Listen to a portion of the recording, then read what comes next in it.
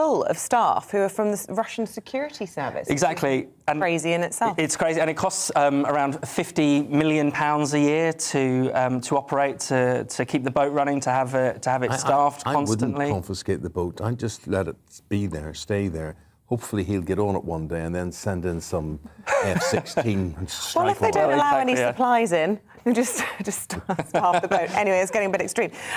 Amy, let's talk about state pensions. It's front of the Express. Of course, we've got the spring statement tomorrow from Rishi Sunak. Yeah, tomorrow we're expecting to hear from Rishi Sunak about how he is going to make any efforts to mitigate the huge squeeze on living standards that the British public are facing. This is the Express calling for a boost to pensions, and I think it speaks to a bigger point about the need for both more targeted and also more extensive, in terms of scale, support for families, whether those be pensioners, whether those be working families, in the face of these quite unprecedented times. We're looking at a fall in living standards, the likes of which we haven't seen in 70 years. Now, obviously, many pensioners are particularly vulnerable to that because they have no other source of income beyond their pensions, and pensions and benefits are being boosted by 3%, but inflation is up at around 8% and potentially going up to around 10%. We've seen trails from the Chancellor. I think they're playing their cards very close to their chest, setting expectations low so that we'll be pleased with the fairly meagre handouts that I think we'll probably see tomorrow. What we've seen trailed is possibly looking at raising the threshold on the national insurance and also a freeze in fuel duty. Both of those are quite blunt instruments. I would really encourage the Chancellor to look not just at pensions but at benefits, at making sure that the support that we are putting in is being given to those who are most desperately in need. And I think we saw Martin Lewis speaking last week. What we shouldn't allow this government to do is also cloak this situation behind the Ukraine-Russia crisis, because this is a situation which has been rumbling on, has been getting gradually worse under the Conservatives' watch for the last 10, 12, 13 years now. And we shouldn't allow ourselves to buy into this narrative that we're all going to have to buckle in because of the sacrifices that we're making for Ukraine. That's simply not the case. And we Why is it not the case? The coffers are bare. But this situation is one of our own creation, right? The coffers were already, the coffers in terms of people's personal coffers were already extremely bare. OK, but then there'll be the national insurance increase and people say, no, we don't want that. But that's presumably part of which is going to pay for this pension deficit. So I think we just need to be looking at how we spread the cost of these necessary interventions, right, to those with the broadest shoulders. And so I'm going to go to one of my go-to examples, Eamonn, so I apologise, but something like a windfall tax on the oil and gas companies. Yes. Do you know what they should do? Frack. That's what they should do. Fracking everything. Social care, pensions, everything, pay for everything. Anyway, we'll leave you with that thought. Fraser, thank you very much indeed. Amy, always a pleasure. See you again in about 45 minutes. Okay. She can hardly breathe. She's like, I need my right to reply. We'll come back to you. Thank you very much. Look, experts have revealed that a lack of long-term investments by the government has resulted in a massive backlog of, what will it be? Potholes. What changes? There's a new study on all of this. 12.6 billion quid apparently is needed to fix and restructure the roads. But as I've already said, the coffers are bare. Let's talk to pothole champion Mark Morell, also known as Mr. Pothole, on all of this. Mark, do you ever get anywhere, mate? I know you have small victories with things, but they're not going to plug a gap of 12.6 billion, are they? Well, they need to. I'm sick of government's rhetoric. They've come up with this usual dribble, about how much they're spending. It proves that what they're spending is actually not up to what's needed for our road network. I mean, yesterday, another cyclist was reported killed in a pothole.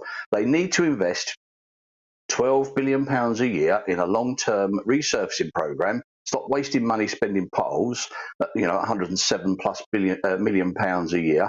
They need to give back the councils the £400 million they cut in the secret last year and they froze for the next 3 years. They need to keep the £500 million pothole fund. They need to invest some capital money in terms of grants for new equipment, technology like the Pothole Pro and thermal repairs, and they need to have a budget there of about £20 million for training so we can improve the quality of our roads. Do a windfall tax. You hit the oil companies, let them pay for it, because the oil companies get the profits of motorists using the road. Motorists are sick to death of being as cash cows. The government's getting a windfall of billions of pounds a year because of the oil price, and this is going to go up because, you know, tarmac comes from oil. Therefore, there's probably, with the rate of inflation next year, it's £15 billion. Is it £20 billion? Right, so what should we do if we're not going to get any support? I mean, as Eamonn says, are they going to cough up 12.6 million right now? Probably not. No. So we've got Rod Stewart taking to the streets himself. His Ferrari can't go down this pothole road. So he got the tarmac out and he cracked on with the job. I mean, so many of us have been tempted to do that. Is it a good idea? Have you been tempted? Well, I've got awful potholes right outside my driveway. And have you been tempted to load up a tub of stones and I don't know, asphalt? to do something about it. I've sometimes thought I'd just shove some gravel down it or something rather than jack my And yet the car. the councils, as far as we know, disagree with this, Mark. They don't like this idea of Rod Stewart or Isabel being out filling holes. I can understand the frustration, and fair play to Rod as a celebrity actually doing something rather than talking about it. I mean, I had some fallouts with Chris Evans and Jeremy Clarkson, who wrote about it, and when I contacted him, didn't want to know. So, you know, fair play to him. It is dangerous working in a live environment. It is dangerous to take on liability. Best thing is report it. Best thing is get your local council MP. Use social media to highlight the issues there. But I do not accept that there isn't money. There's a magic tree that they shake every time they want it, Eamonn. I'm sorry, I don't agree there's no money in the coffers, because we see billions of pounds being wasted. And I know you're the fracking man. Well, if you want to frack it, it's great. It brings money in, great. But ban HS2 immediately, because that money should be used in NHS, social care and other costs that are essential for us to need, and repair our roads. I am sick to death. After 9 years, I know fully about it. The government won't engage with me because they're frightened. I actually know the truth. I'm fed up with the spin. I did a tweet with 2 propellers on there showing they need double spin today, because let's argue that they're not failing their road users and network. I'm just going to say 2 things. Obviously, there's something wrong with the technology that is asphalt. It's not right. There's got to be something else. There's got to be another way, quicker way, cheaper way of repairing these things. And you know I'm on your side with this one. But also, as regards HS2, all I'm going to say, and I'll just leave it hanging there, what do you want? Do you want a Victorian country, a Victorian infrastructure? Why can't we be like Japan? Why can't we be like France? Why can't we have high speed, this and that, whatever? I just leave that there with you. Do you want to live in the 1920s, or do you want to live in the 2020s? That's it. I agree with you, but we'll always disagree about HS2. But technology is about fast broadband and people not travelling around, better for the environment. OK, my friend. Always good to hear from you. And listen, if people have something to report, how do they get in touch with you? You can find me on social media as Mr. Pothole. I'm all over the place. Just Google me. It's fairly easy now, Eamonn. Right. Good man. Good lad. Good Thanks, stuff. Mark Morrell. Thank you. Thanks very much. Thank you. OK, we're going to turn our attention now to farming. The war in Ukraine is putting pressure on UK farmers as food producers are facing surging prices for fertiliser. Exports from the world's largest producers, Russia being one of them, are hit amid global sanctions, while much of the world's grain is also produced there in Russia and Ukraine. Well, let's get more on this now from our reporter, Amelia Harper. She's at a farm in Buckinghamshire for us this morning. A lovely morning to be out on a farm, Amelia. So what is the overall situation then for the particular farmer that you're talking to? Good morning, Eamonn and Isabel. Well, welcome to Ash Farm in Buckinghamshire, and welcome to Richard Heddy. You are an arable farmer, and also, as you can probably see just behind us, we are surrounded by a lovely bunch of cows, because you are also a beef farmer. And what we are talking about is the war in Ukraine and the situation that is placing pressure on to UK farmers. And now there are essentially 2 problems. Firstly, fuel and fertiliser, and secondly to do with grain. Now, we'll come on and we'll discuss this a little bit more, but just to give you a brief overview, Russia is one of the world's largest exporters of fertiliser, but Moscow has been sanctioned against by the world, and therefore exports have been disrupted from the country, and prices as a result have skyrocketed as farmers look for other sources. And secondly, grain, we have that Russia and Ukraine are producing the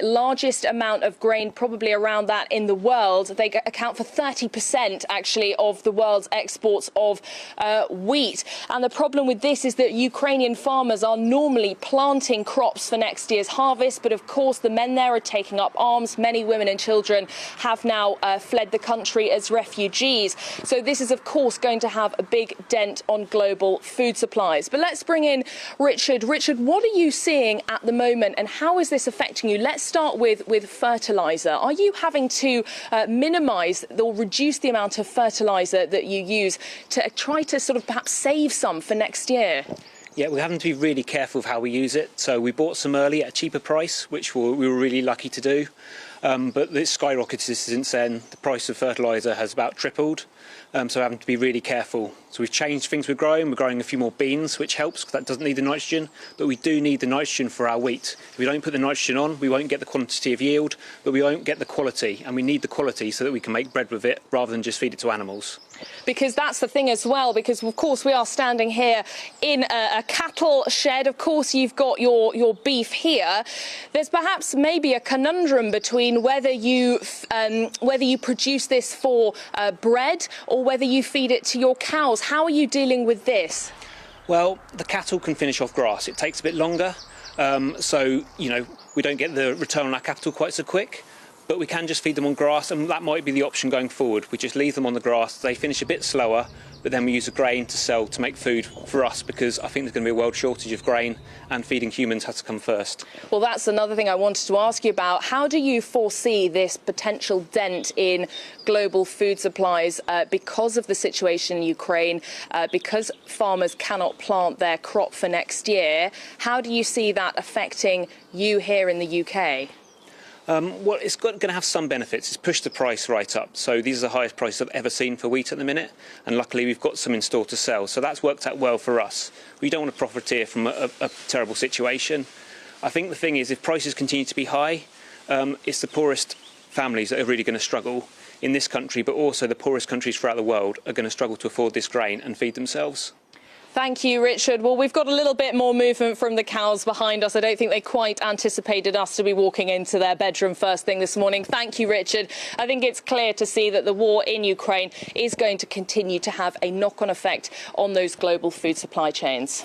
Yeah, well, thanks, Amelia. Always good to support British farmers as well. No, so that's. I agree with you because we don't miss them until they're gone. Yeah. And you know, politicians can say whatever they want, and we can say whatever we want. We don't support our farmers the way we should. Yeah. And what we do is we just, and understandably, we want it all cheaper. We want all the rubbish to eat, all the, you know, instead of the good stuff, and instead of supporting our people in butcher our as well. country. Yeah. So, You use a local butcher? I try to, yes. But it is expensive, so it's more of a treat thing. Yeah, but that's the dilemma. Yeah, Expense. it is. Yeah, but it is a treat thing for having people over. We'll always But then I suppose it's better getting that than a chicken with 3 heads or something, you know, that's brought in from the America. Stuff that goes, yeah. We'll leave that there. Washed in bleach. Anyway, take a break. Back top of the hour. More news after this.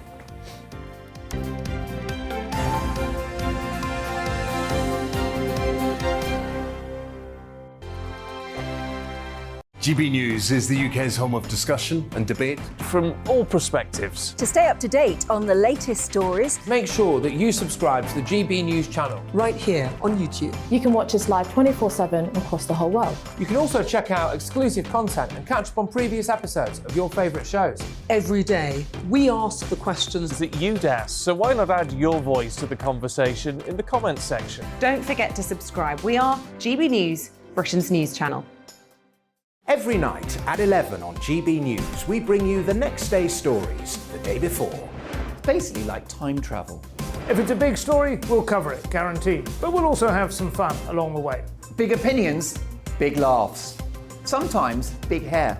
This is Headliners, the paper review show that won't send you to sleep like the others will. 11 p.m, 7 nights a week. Join us.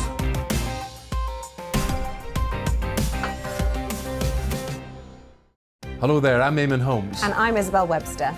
And we hope you can join us for Breakfast with Eamonn. And Isabel. You make me laugh out loud, belly laugh. Is that important first thing in the morning? Yeah, absolutely. And there's me trying to be deadly serious.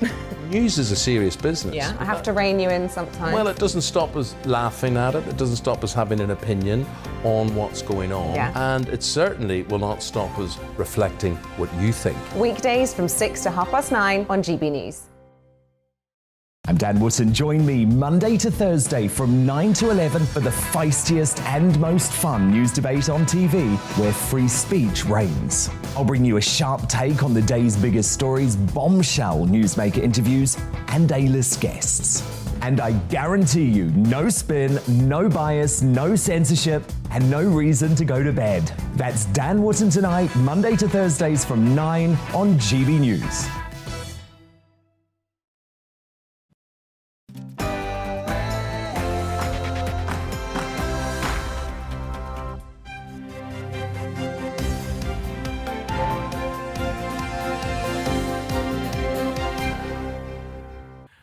Russia escalates its attacks on Mariupol and Kyiv overnight as the Ukrainian civilian death toll approaches 1,000. A very good morning to you. It's just after 7 o'clock. It's Tuesday, the 22nd of March. You're tuned in to Breakfast on GB News with Eamonn, Holmes and Isabel Webster. We are live across the world on TV, on radio, as well as online. And this is what's leading the news this morning. Russia escalated its assault on Mariupol overnight in a bid to break Ukrainian resistance. Russia's defense ministry threatened citizens in the city with being brought before a military tribunal.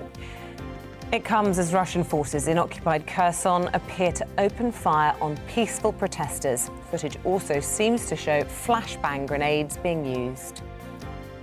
With the cost of fuel rising, we'll be speaking to a lorry driver who has a message for the Chancellor. And we are expecting that spring statement tomorrow, so we're asking how it will affect the taxpayer. We'll be speaking to Labour Shadow Minister Jonathan Reynolds this hour. Are you feeling the pinch when it comes to the cost of living? You can join any of our discussions. You can tell us your experience on this one.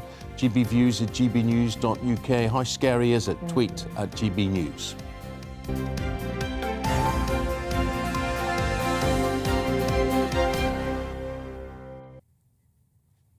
It's day 27 of the Russian invasion of Ukraine, and here are the latest lines this morning. Russia escalated its assault on Mariupol last night and threatened civilians in the city with military tribunals. Around 400,000 people are still trapped in the besieged city that's become a key flashpoint. Speaking in London yesterday with Defence Secretary Ben Wallace, Ukrainian Defence Minister Oleksiy Reznikov said that hundreds of thousands of civilians had been trapped in the city without food, without water, without light and without air for weeks. He also warned that Moscow will go further and that several Ukrainian cities had already been wiped off the face of the earth. All of this comes as civilian casualties continue to rise due to the intensification of Russian shelling, which has rocked Kyiv for days. The UN Human Rights Office estimates that almost 1,000 civilians have died in the war so far, including 75 children.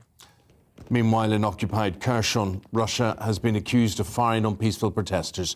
This footage you're looking at shows explosions caused by the use of stun grenades on the protesters. Russia has denied targeting civilians.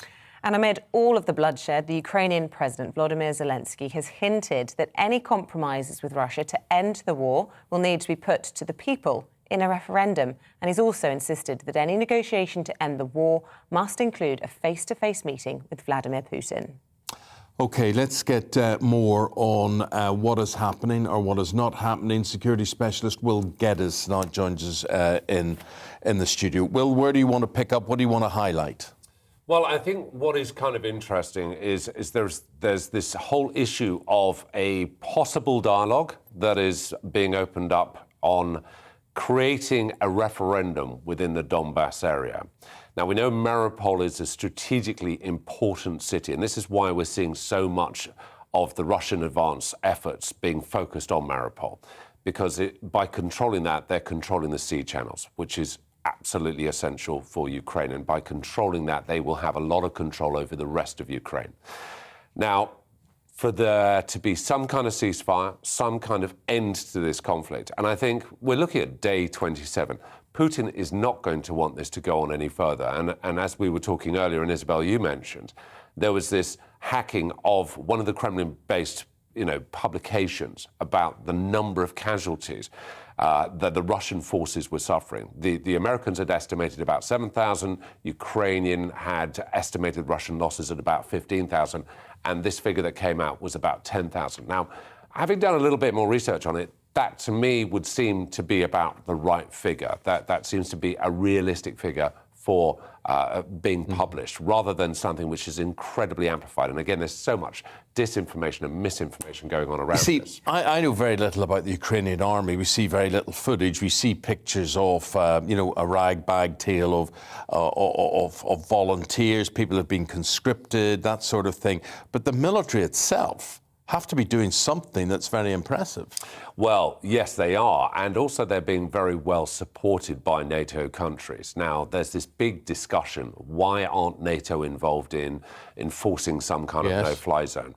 And people are seeing NATO as this kind of toothless, powerless sort of body of a coalition of countries.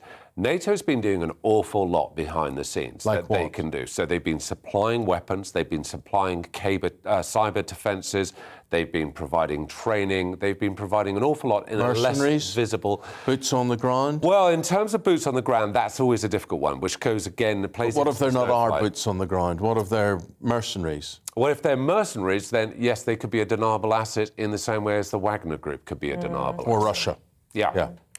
What about the situation in Mariupol overnight? We heard over the weekend people were being bussed out of Mariupol, disappearing effectively. You could be held there for years against their will. But now, those that are still in the city are being threatened with these military tribunals. I mean, what would that involve? It sounds awful. It's horrific. I mean, there are some serious concerns about the Geneva Convention potentially not being followed for prisoners of war. We've heard of sporadic information. Again, how much we can actually believe or not, again, is very difficult, about there being looting, raping, all sorts of things, horrible, horrific crimes being perpetrated by Russian forces. But how much of that we can believe, I don't know.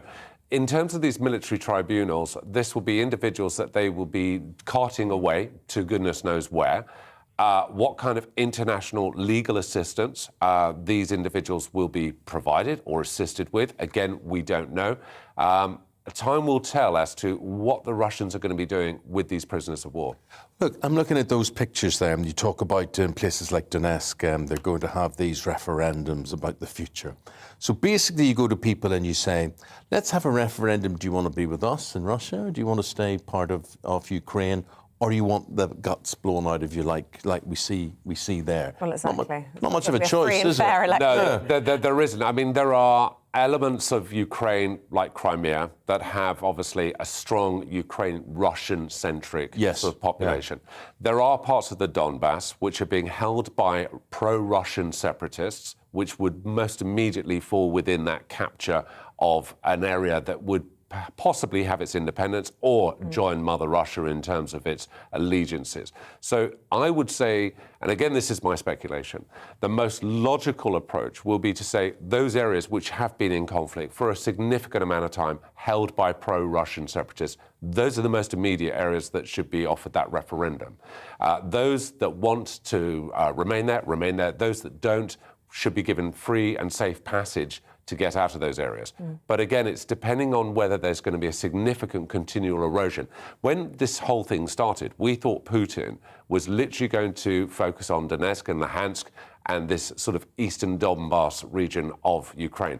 He's pushed forward. He's now attacking Kyiv. So where does it actually stop, and what can one do? Is he doing that to bully into that referendum of the Donbass area?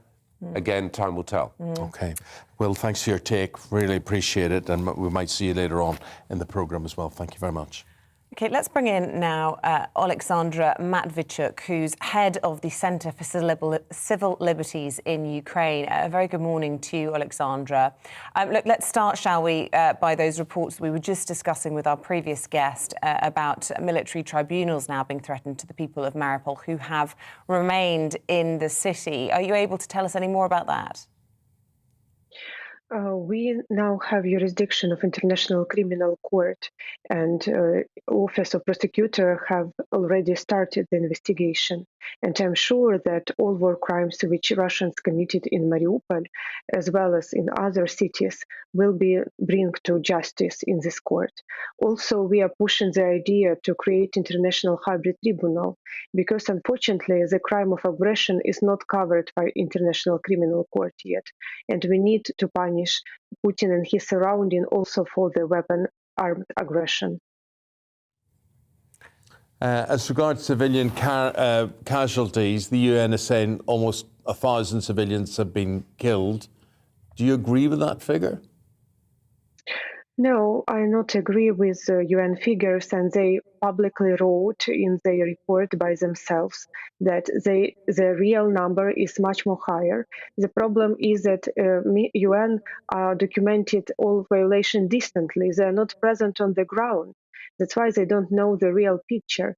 And we, 1 week ago, with dozens of human rights organizations, applied to UN, to OSCE, to Council of Europe, and asked them to return and to be present with us in the hotspot and during this evacuation to provide monitoring of violation from the ground and to see everything on their own eyes. So going forward, what do you hope, how hopeful are you of any kind of reconciliation in all of this? I mean, we've heard, haven't we, that Zelensky is considering a referendum. Do you think that there is any potential for that to be held in a free, fair or democratic way? But for current moment, we have sociological polls, and the vast majority of people are not agree to stop fighting. If we speak about Crimea, here situation is much more difficult because Russia for 8 years provided a policy of deliberate substitute of population. And for one hand, a lot of people have to leave Crimea because of threats of persecution. For another hand, Russia colonized Crimea and settles a lot of people from Russia, from different regions in the peninsula. So it's not the same population which we have before occupation. Alexandra, thank you very much indeed. Stay safe. Thank you. Thank you. 12 minutes past 7. This is Breakfast in GB News with Eamonn, Holmes and Isabel Webster. More than 3 million people have now fled Ukraine. Almost 300,000 have found refuge in Hungary to seek safety from the Russia invasion. We can speak to our GB News reporter, Rosie Wright, who is at a school in Zaghari in Hungary for us. It's been turned into a processing centre, hasn't it, Rosie? Tell us more. Well, welcome into the school's gymnasium. This school has provided a place of respite and safety for over 7,000 Ukrainian refugees. We're in their gym right now. It's one of 5 rooms that the school have just totally transformed into, as you can see, dormitories. These beds have been donated by the government. And then the toys you can see in the blankets, they're all donations from local Hungarians. You can stay here for 24 hours. There's a free shuttle bus. We're just a kilometre away from the main border crossing from Ukraine into Hungary, and this then becomes somewhere of warmth, safety. You can get food. It's empty now because everybody's having breakfast, and the cleaners have just been in to make sure that this is all ready for anyone who wants to stay tonight, anyone who needs to take some shelter. And what they're actually witnessing and reporting is a real slowdown in the number of people here, and lots of the volunteers can't actually work out why that is. The people that are arriving, we met many of them over the weekend and many yesterday. Many are coming here, and it's not just a place to sleep. There's plenty of beds all the way around here. This room sleeps actually 88 people, and the school has capacity for 250 at any one point. But not only is it a place just to rest, but also there's almost like a job centre set up in the reception. You can arrive and explain, we need to stay here, we want to locate to this place. But there's organisations providing professional advice, sitting down people, often who don't speak Hungarian, who may speak Ukrainian, to say, look, what kind of skills do you have? These are the type of job opportunities we could offer you in Hungary, as well as transport then to other places. Many of the volunteers that I've been speaking to this morning just turning up every day to make sure these places are prepared so there's somewhere safe. You can see behind me there's one lady there with her 3 sons. They can spend time here to just rest, recuperate, and for many of them then work out what the next step's going to look like. Rosie, really interesting seeing all of that. Just a final thought. What happens to the local children who obviously would normally be using that school? Are they being sent to school somewhere else? I know schools have closed in the sort of border area of the town, but what happens to their education? Yeah, so this is a school for 14-year-olds and above. It's sort of a technical college. All of them, having practiced learning from home in the pandemic, are doing exactly that. Lessons from home. The school is just totally transformed. We were speaking to the local mayor. It's not just the school. To give you an idea, this town of Zahorna has just transformed itself to be a place of sanctuary for Ukrainians turning up. There are a few students in the corridor, and they have really major exams in May. So all of them are doing all of that preparing, but just doing it from home, lessons online, because they've decided in this town that this is a more important use for the school right now.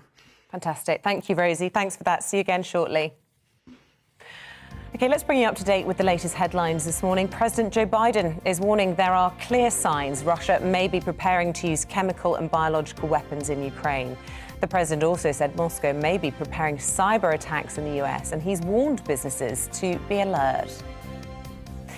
In other news, the Duke and Duchess of Cambridge will fly to Jamaica for the next stop of their 8-day tour of the Caribbean. As the country marks its 60th year of independence, Prince William and Kate will visit the King's House for a meeting with the Governor-General. A coalition of Jamaican politicians, business leaders, doctors and musicians have called upon the British monarchy to pay slavery reparations. In other news, in other royal news, the Duke of York plans to attend his father, the Duke of Edinburgh's memorial service, it's understood. Prince Andrew, who recently settled a civil sex claim against him, will be present at the Westminster Abbey event next Tuesday. It would be his first public appearance since the out-of-court agreement was made with his accuser, Virginia Giuffre. People from ethnic minority backgrounds pay £250 a year more than white people for car insurance, according to Citizens Advice. They analysed 18,000 car insurance costs across England and Wales last year and discovered the trend regardless of gender, age or income.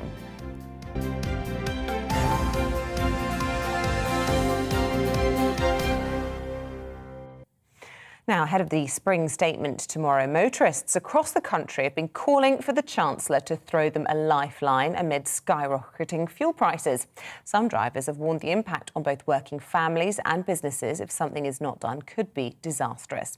Well, joining us now is Sebastian Garner. He's a lorry driver and he's just stopped at a service station outside Birmingham to talk to us. I think you're actually inside the cab of your lorry, aren't you, Sebastian? I am, yes. I'm at the Michael Wood services on the M5. Is that a good one? So you should know. No, it's all right. It's all right. OK, good to know. These are the important things. Look, listen, just fill us in, because there's lots of hints being dropped from Number 11 that the Chancellor might slash fuel duty by 5p tomorrow per litre. Will that make a significant difference to you as a lorry haulier? Well, I think it will make a significant difference for everybody, not only let's set aside hauliers. As you well know, the cost of filling an average car up is now getting to about £100. So if you take a lorry with, say, a company with 4 lorries, your duty is roughly around about £3,000 a week, based on £7,000 spent. So if you have a cut in duty, that is going to be a significant difference, because, you know, every little bit helps, and certainly I think it will affect everybody, this reduction, if he makes that reduction. And let's fingers crossed he does, because it really is hitting people very hard. And the thing is, it's going to be a knock-on effect, because what will happen is that the hauliers will have no option but to pass on the high cost of fuel. We did see a little bit of a reprieve last week with the barrel rate coming down to $100, but unfortunately, I learned this morning that's now gone back up to 118. So again, fuel prices will stay as they are. They won't come down. So I think he really has to do something now. I mean, it's affecting everybody right across the board, not only just hauliers, but, you know, little tradespeople. Yeah, and look, if he does make that slash tomorrow, it'll be the first time any Chancellor has done so in a decade. So it'll be quite significant. What would your message be to the Chancellor, or indeed anyone in the government watching you this morning? Well, I would urge him to do something. And look, we're in unprecedented times. Who knew? Who would ever guess that we were seeing a war in Ukraine now? I mean, so therefore you have to react as accordingly. I mean, yes, he wouldn't necessarily be dropping the price of fuel had we not got a war in Ukraine at the moment and seeing rocketing oil prices and fuel prices in general. So, I mean, he's really is back to the wall to a certain degree. So he really does have to do something now, even if it's just a temporary measure, so we can get back on our feet again and see some reductions in fuel. I mean, hopefully, with the trip that Boris made last week to Saudi, hopefully we're going to see some reductions coming through by the increase in the OPEC up in the barrel production. So fingers crossed that might also help. But I think at the moment we have got to see something being done, no matter what, even if it's just on a temporary scale. Yeah, just remind me, did you say you were on the M5 or the M6 this morning when you started out? I'm on the M5, yeah. Oh, okay. I'm heading to South Wales. I wanted to ask you about this. It's the front page of the Times this morning, and there are reports that Number 10 are eyeing up toll roads to be introduced to try and help collect tax that's been lost now due to e-cars. And it quotes the one on the M6 that already exists, costing people like you $12.90 a pop. Would you welcome more toll roads across the country? Not really, because they're not putting any money back into the infrastructure. I mean, we can use the toll road. I mean, it is very convenient, especially when the M6 Birmingham is closed or broken or is there's roadworks on it. So yes, it does save time, but to start introducing more tax and more costs on top of the increasing charges that the government are making, I don't see how it's going to work. I mean, yes, long term. If you go back when we're all going to have to go electric, yes, there is going to be a significant reduction in tax. So therefore, they're going to have to look at something alternatively to pay for our roads. But I think that's a small price to pay at the moment. I think we really do need to concentrate on the more important things, and let's worry about tolls at a later date. I mean, to start thinking about putting tolls on at a time where we are at the moment is just unheard of. Interesting to talk to you, Sebastian Garner, lorry driver on the M5 heading into Wales. We wish you safe travels. Thanks for joining us this morning. Could I share something? Oh, please, yeah. I was on, Sebastian's on, forget that music, cut that, we're not going anywhere soon. So I was stuck on the M25 yesterday. Oh, yeah. Right? Wait, Sebastian's on the M5. He was going nowhere, Isabel. It's going Nothing nowhere. worse. No, Isabel, there is something worse. When you want to go to the loo and there's nowhere to go. And you are a celebrity, so you can't hop out of the car. I thought, well, maybe if someone else is getting out of their car and having a wee or whatever, maybe I could do this.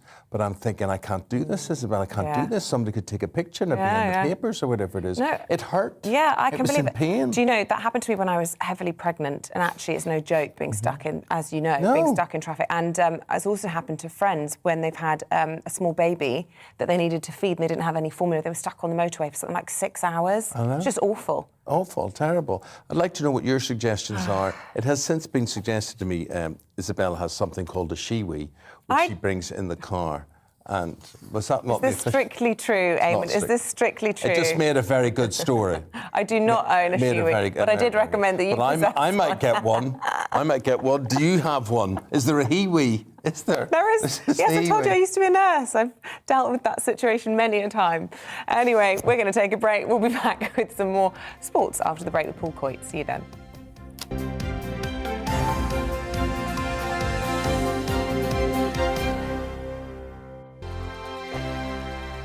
GB News is the UK's home of discussion and debate from all perspectives. To stay up to date on the latest stories, make sure that you subscribe to the GB News channel right here on YouTube. You can watch us live 24/7 across the whole world. You can also check out exclusive content and catch up on previous episodes of your favourite shows.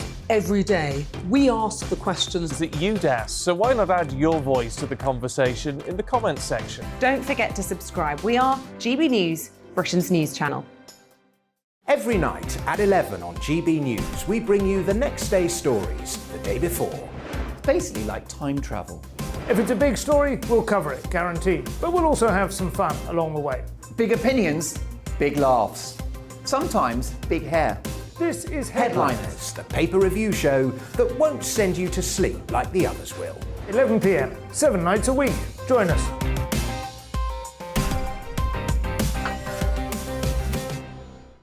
Hello there, I'm Eamonn Holmes. And I'm Isabel Webster.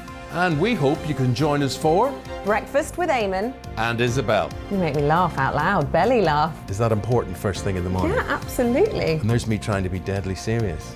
News is a serious business. Yeah, I have to rein you in sometimes. Well, it doesn't stop us laughing at it. It doesn't stop us having an opinion on what's going on. Yeah. And it certainly will not stop us reflecting what you think. Weekdays from 6 to 9:30 on GB News. I'm Dan Wootton. Join me Monday to Thursday from 9 to 11 for the feistiest and most fun news debate on TV, where free speech reigns. I'll bring you a sharp take on the day's biggest stories, bombshell newsmaker interviews, and A-list guests. And I guarantee you, no spin, no bias, no censorship, and no reason to go to bed. That's Dan Wootton tonight, Monday to Thursdays from 9 on GB News.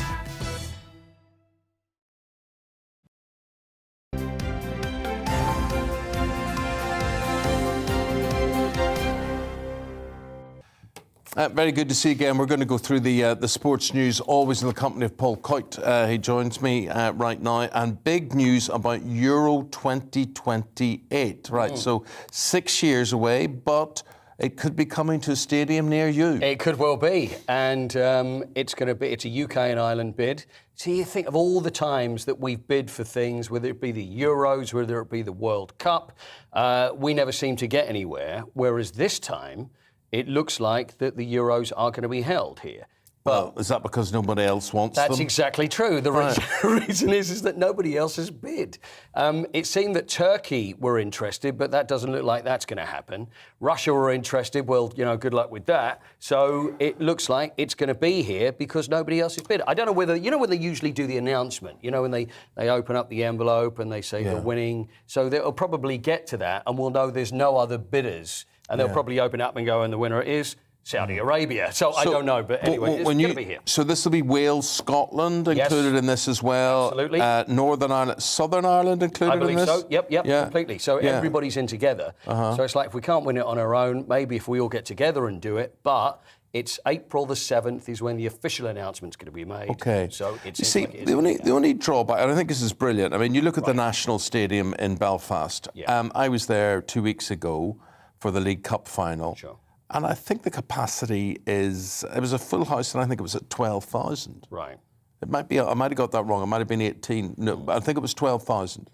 And how's that pay the bills? I mean, it's going to be great to have it. Yeah, well, the thing is, there's going to be 32 teams by then. So they're increasing the number of teams. There's going to be group games. And I don't believe that every single game will need 100,000 capacity. Okay, and I think it's great that it's going to be in Northern Ireland and and then there's everywhere. the Aviva Stadium in Dublin. I mean, we'll be bringing in Hampden Park, we're bringing in Cardiff, the stadiums there. Yeah, and of course Wembley as well. Right, but Wembley brings big questions, doesn't it? It does bring big questions. This is the problem that we can remember what happened during the final, which was just horrible to see.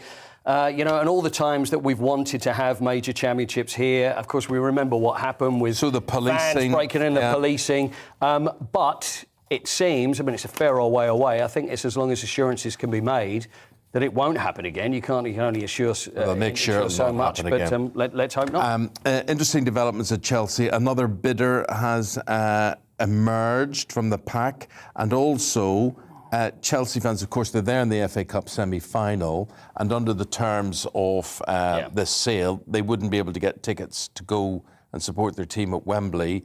But the FA trying to work a way around that? Well, there's got to be a way around it, Eamonn, hasn't there?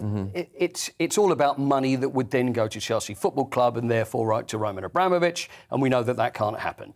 And so this is the problem that's going on at the moment. We had it with Middlesbrough, etc., with away games, and anybody can't buy tickets. So surely there's a way that you can buy tickets through the FA. And donate them to Ukrainian funds or something like that. You would think that would be an charities. easy way of doing it, because each time you would get the proceeds, which are split between the clubs for a semi-final and for a final as well. There's got to be a way of doing that, because Chelsea are not going to have it where no fans are going to be allowed. And I don't think anybody would allow that to happen. Right. Tell me the latest situation at Manchester United. I mean, there's speculation, obviously, always as to who is going to be the next manager. And I hear they've ruled themselves out of Tuchel at Chelsea because they think it's unrealistic. He's not going anywhere. He's going to stay there. But the reason I'm here is I was going to ask you about that. That's the reason I came in today. Well, I'd love to see him there. at Tuchel. Yeah. I agree, but all the bidders that are coming in at Chelsea are obviously saying, Want him. and They they're want him. all saying Yeah. the right Yeah. thing by Yeah. saying we're all making our bid. We think management should stay the same. Everything should stay the same. That's what we want because they're all making the right noises. So we can't tell. But I imagine that he will stay at Chelsea should everything be sorted. So now we're looking at Erik ten Hag. Now Erik ten Hag is the manager of Ajax. He's had success there in the Eredivisie. He's a name that's been bounding around Europe for a little while, saying that this guy, this is who we want. You know, he plays good football. He brings young players through.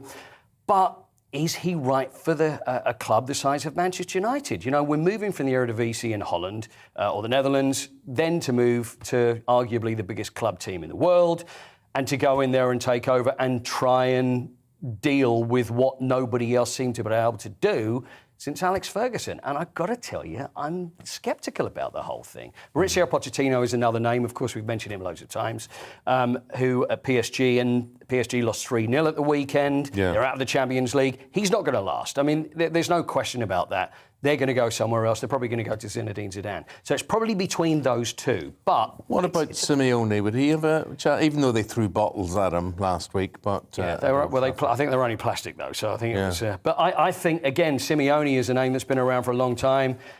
You know, been at Atletico Madrid for so long.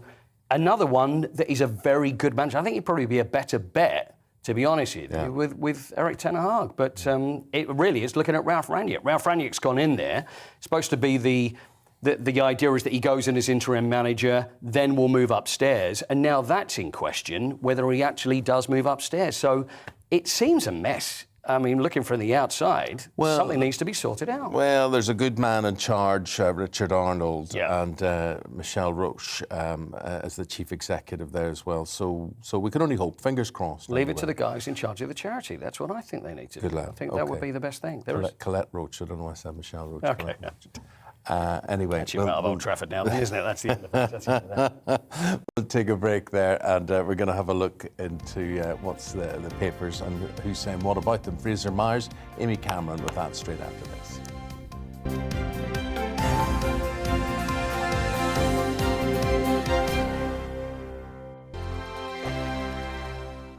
GB News is the UK's home of discussion and debate from all perspectives. To stay up to date on the latest stories, make sure that you subscribe to the GB News channel right here on YouTube. You can watch us live 24/7 across the whole world. You can also check out exclusive content and catch up on previous episodes of your favourite shows. Every day, we ask the questions that you'd ask, so why not add your voice to the conversation in the comments section? Don't forget to subscribe. We are GB News, Britain's news channel. Every night at 11 on GB News, we bring you the next day's stories the day before. It's basically like time travel. If it's a big story, we'll cover it, guaranteed. But we'll also have some fun along the way. Big opinions, big laughs. Sometimes big hair. This is Headliners, the paper review show that won't send you to sleep like the others will. 11 p.m, 7 nights a week. Join us.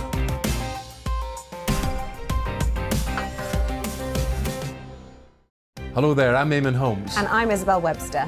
And we hope you can join us for Breakfast with Eamonn and Isabel. You make me laugh out loud, belly laugh. Is that important first thing in the morning? Yeah, absolutely. And there's me trying to be deadly serious. News is a serious business. Yeah, I have to rein you in sometimes. Well, it doesn't stop us laughing at it. It doesn't stop us having an opinion on what's going on. Yeah. And it certainly will not stop us reflecting what you think. Weekdays from 6 to 9:30 on GB News.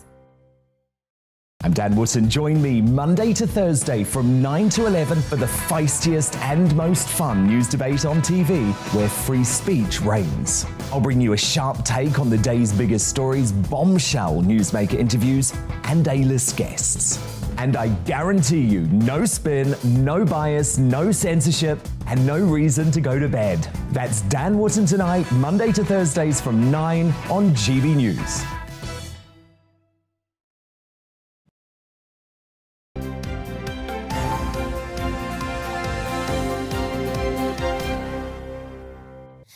Welcome back at 7:34. Time to take a look at your newspapers this morning, starting with the front of the Times. It's talking about the ongoing invasion of Ukraine, but highlights Putin's targeting specifically of civilians in the city of Mariupol. Nazanin Zaghari pictured there as well. Roman Abramovich, different idea, but she came across very, very well yesterday and took no prisoners, even though she was a prisoner herself, it has to be said.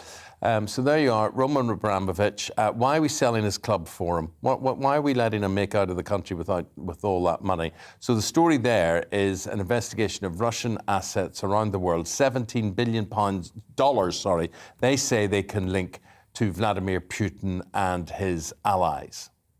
The Sun's leading on the murder trial of the killer of Sir David Amess, who allegedly had been plotting to attack Michael Gove.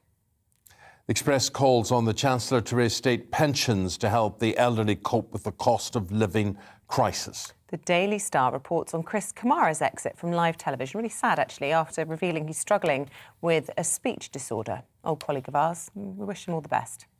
Let's go inside the newspapers now. And joining us this morning, Deputy Editor of Spiked, Fraser Myers. Good to see you, Fraser. Hello.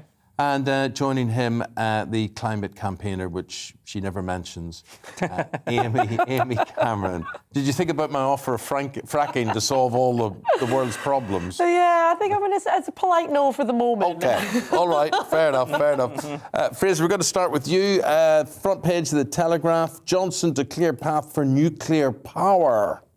Yes, so this is the energy crisis, of course, and the government is scrabbling to find new sources of energy. Finally, they're turning to nuclear. Nuclear has been the great overlooked energy source for years. We've allowed our nuclear plants to sort of be decommissioned, even though nuclear power is carbon-free. So it fits in but with it's not problem-free, is it? You've got to get rid of radioactive waste. That in itself is hugely difficult. It's actually not that problematic. So if you take all of the radioactive waste in the entire world produced by every single nuclear plant, it wouldn't even fill a football field.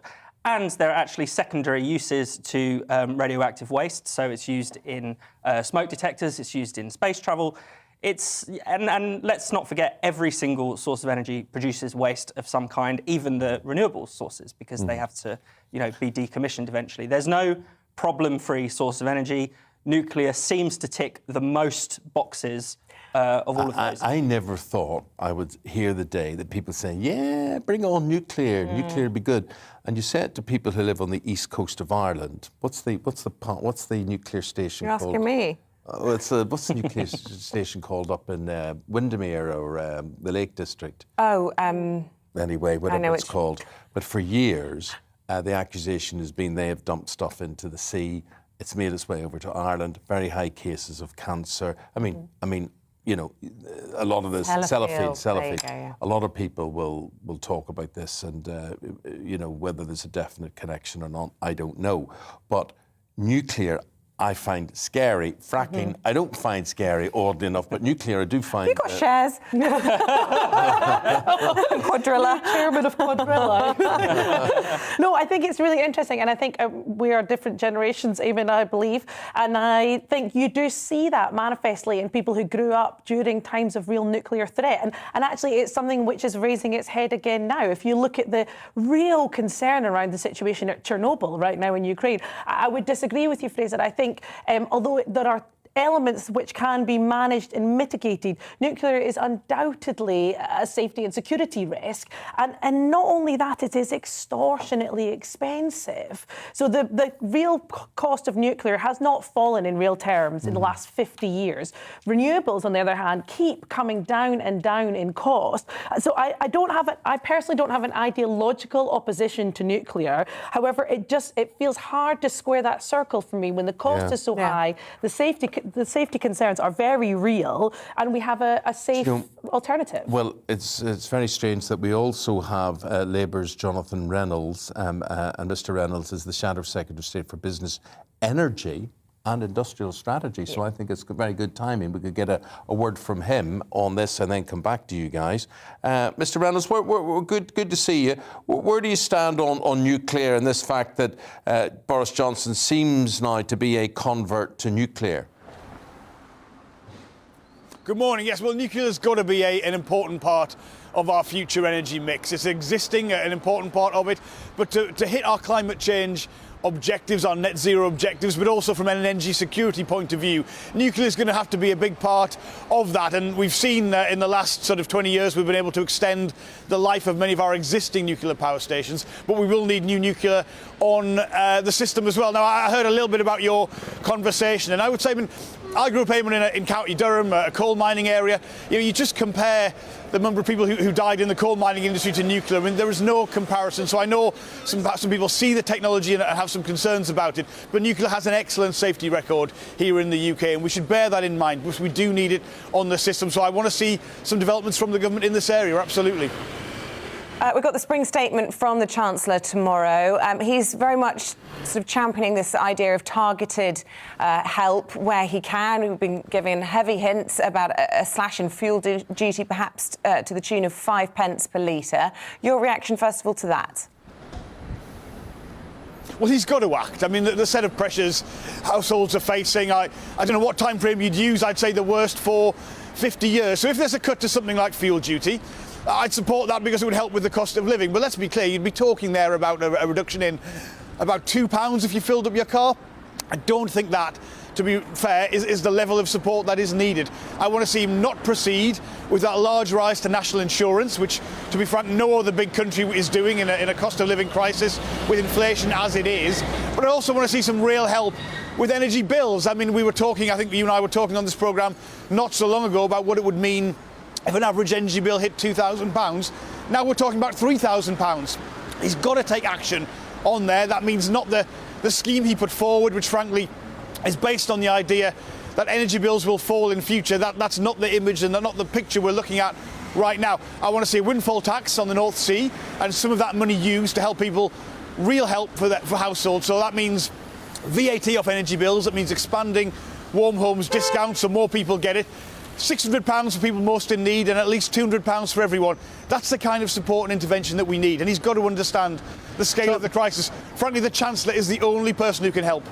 Jonathan, you know, we heard this before, these windfall taxes and the idea of a windfall tax, and it all seems, you know, easy, and people won't really care what profits these oil companies make. They just think, yeah, hit them with a windfall tax, that's fine. So could I just ask the very simple question? Why is it not done? Why? And it won't be done. You can't honestly believe they're going to do it, can you?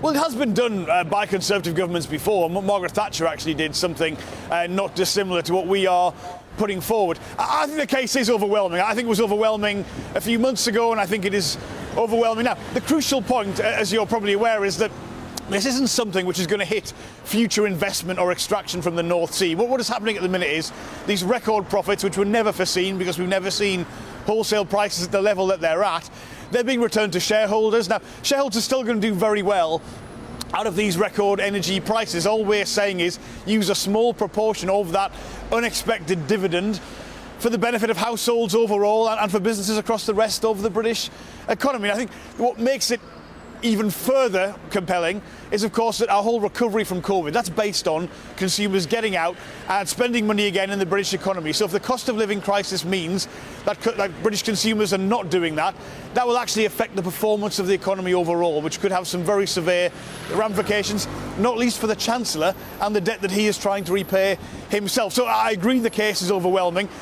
I'm still hopeful we'll see it happen. I'm certainly hopeful the Chancellor will not proceed with that very large rise to national insurance, which really makes no sense at all in the present conditions. I mean, the mood music seems to be that they may tinker with the threshold for that, so that there will be a little bit of relief given within the national insurance hike. But I mean, I asked your colleague this, Jonathan Ashworth, yesterday.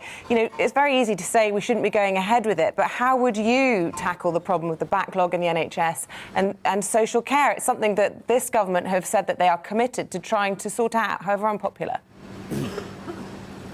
Well, the budget's not going to social care, and that's the first thing I resent about the tax going forward. And the Chancellor actually has the headroom based on the additional receipts he will have got from VAT and the existing level of taxation on the North Sea. So actually, he doesn't actually need to do it. But I would say, and this is what I would do if I was making the decisions, if you want to fund the NHS, social care, any aspect of public service, the taxation for that shouldn't just come from working people. This is a specific tax on working people. It should come from people who get their income from renting out second homes, dividends on share income and equities, to just put the burden on people in work. I think that the taxes on working people are far too high. And the reason for that is that the economy isn't growing, frankly, as it should do. But if the Chancellor wants to put forward a case to raise revenue for public services, let's just do it fairly and make sure that's something that is a fair burden across the whole of the economy, rather than something which specifically is borne by working people. And as you say, in a regressive way, because the threshold for national insurance as it stands is lower than it is for income tax, for instance. Jonathan Reynolds, you are shadow to Paul Scully, who does the same as you in government. We've got him on the programme in an hour's time. What would you say to him? What would you say that he should be doing or he should be saying to the Chancellor? Well, I would say to all of the business ministers, I shadow the whole team, first of all, understand that this cost of living crisis is acute. It is the worst set of pressures that people have been facing, I think, for decades. First of all, don't make it any worse, right? Don't make it worse for businesses trying to employ people or for households by raising taxes on them. But second of all, take some real action, give people real help with their energy bills. The rebate on council tax is poorly targeted, but also that the buy now, pay later scheme the Chancellor's already announced, that is based on bills falling in future years. Unfortunately, that doesn't look the case. And I'd also say to Paul, take some action in relation to P&O Ferries. Say this is not a practice, an employment practice we're going to stand in this country. Ban, fire and rehire, because the government's case was laws didn't need to be changed to prevent that. Now they clearly do. So I'd say get on with some of that. The spring statement's important, but so is the whole of the rest of what the business department needs to do, and some fair employment practices have got to be a crucial part of that too. We will put that to him. Jonathan Reynolds, MP, the Shadow Secretary of State for Business, Energy and Industrial Strategy. Thank you very much indeed for your time this morning. We are going to go back to our paper review now. Fraser Meyer and Eamonn Cameron have been standing by whilst we're doing that interview. It feels like a good moment to talk about P&O, because it's something that he brought up at the end there. They yesterday urgently called for this banning of the practice of hiring and refiring. And you've chosen the Express page 10 that are looking at this particular story. So it seems as if, according to the union, the people who are replacing, the agency staff replacing the P&O workers, are going to be hired on just £1.80 an hour. You're kidding me. It's obscene. It is obscene. The minimum wage, or the national living wage, is £8.19, I think. And you know the way they get past all this, as if you're a passenger on a boat and whatever, they hike the fact that you should be tipping the staff as if it's your responsibility that they are not being paid well.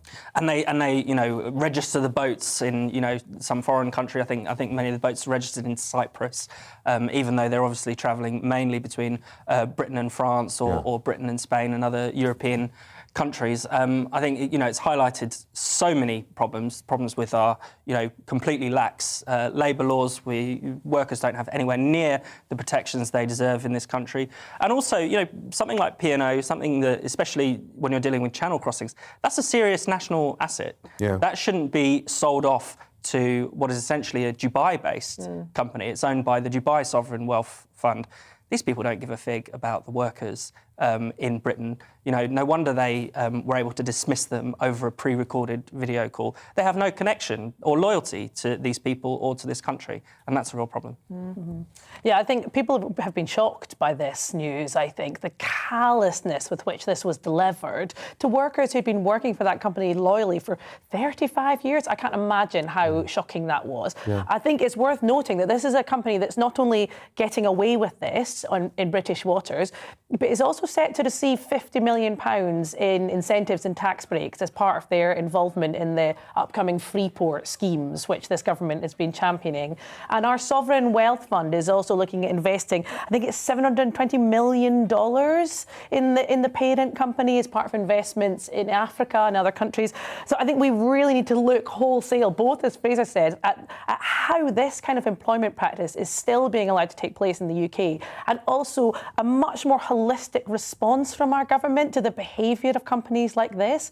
We were sold a lie by this government that it was immigrants that were dragging down the wages. It's not. It's lax labour laws, lax regulation of labour laws, which is something that we could have done something about pre-Brexit, something we could do something about post-Brexit, but this government don't appear to want to. Interesting. Let's go energy. Again, this is the page 4. And war has made people more open to renewables. You're saying this has been reported, Amy.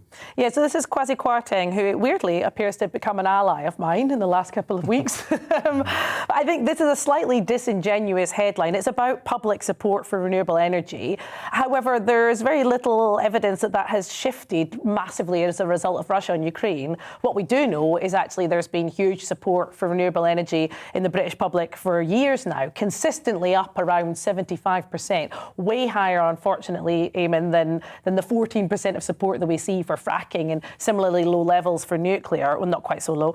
I think it's slightly disingenuous for Kwasi Kwarteng to be painting this as a new phenomenon. However, nonetheless, it does speak to a lived reality, which is that the British public support renewable energy, and they are hugely supportive of renewable energy as the solution to this current crisis, in a way they are not for further exploration of North Sea oil and gas or fracking. So only around 8% of people think that more North Sea oil and gas is the solution to the current crisis. So I'm glad to see Kwasi Kwarteng getting on board with this agenda, although he is painting it somewhat disingenuously. You would accept that those figures are likely to change the higher people's energy bills become?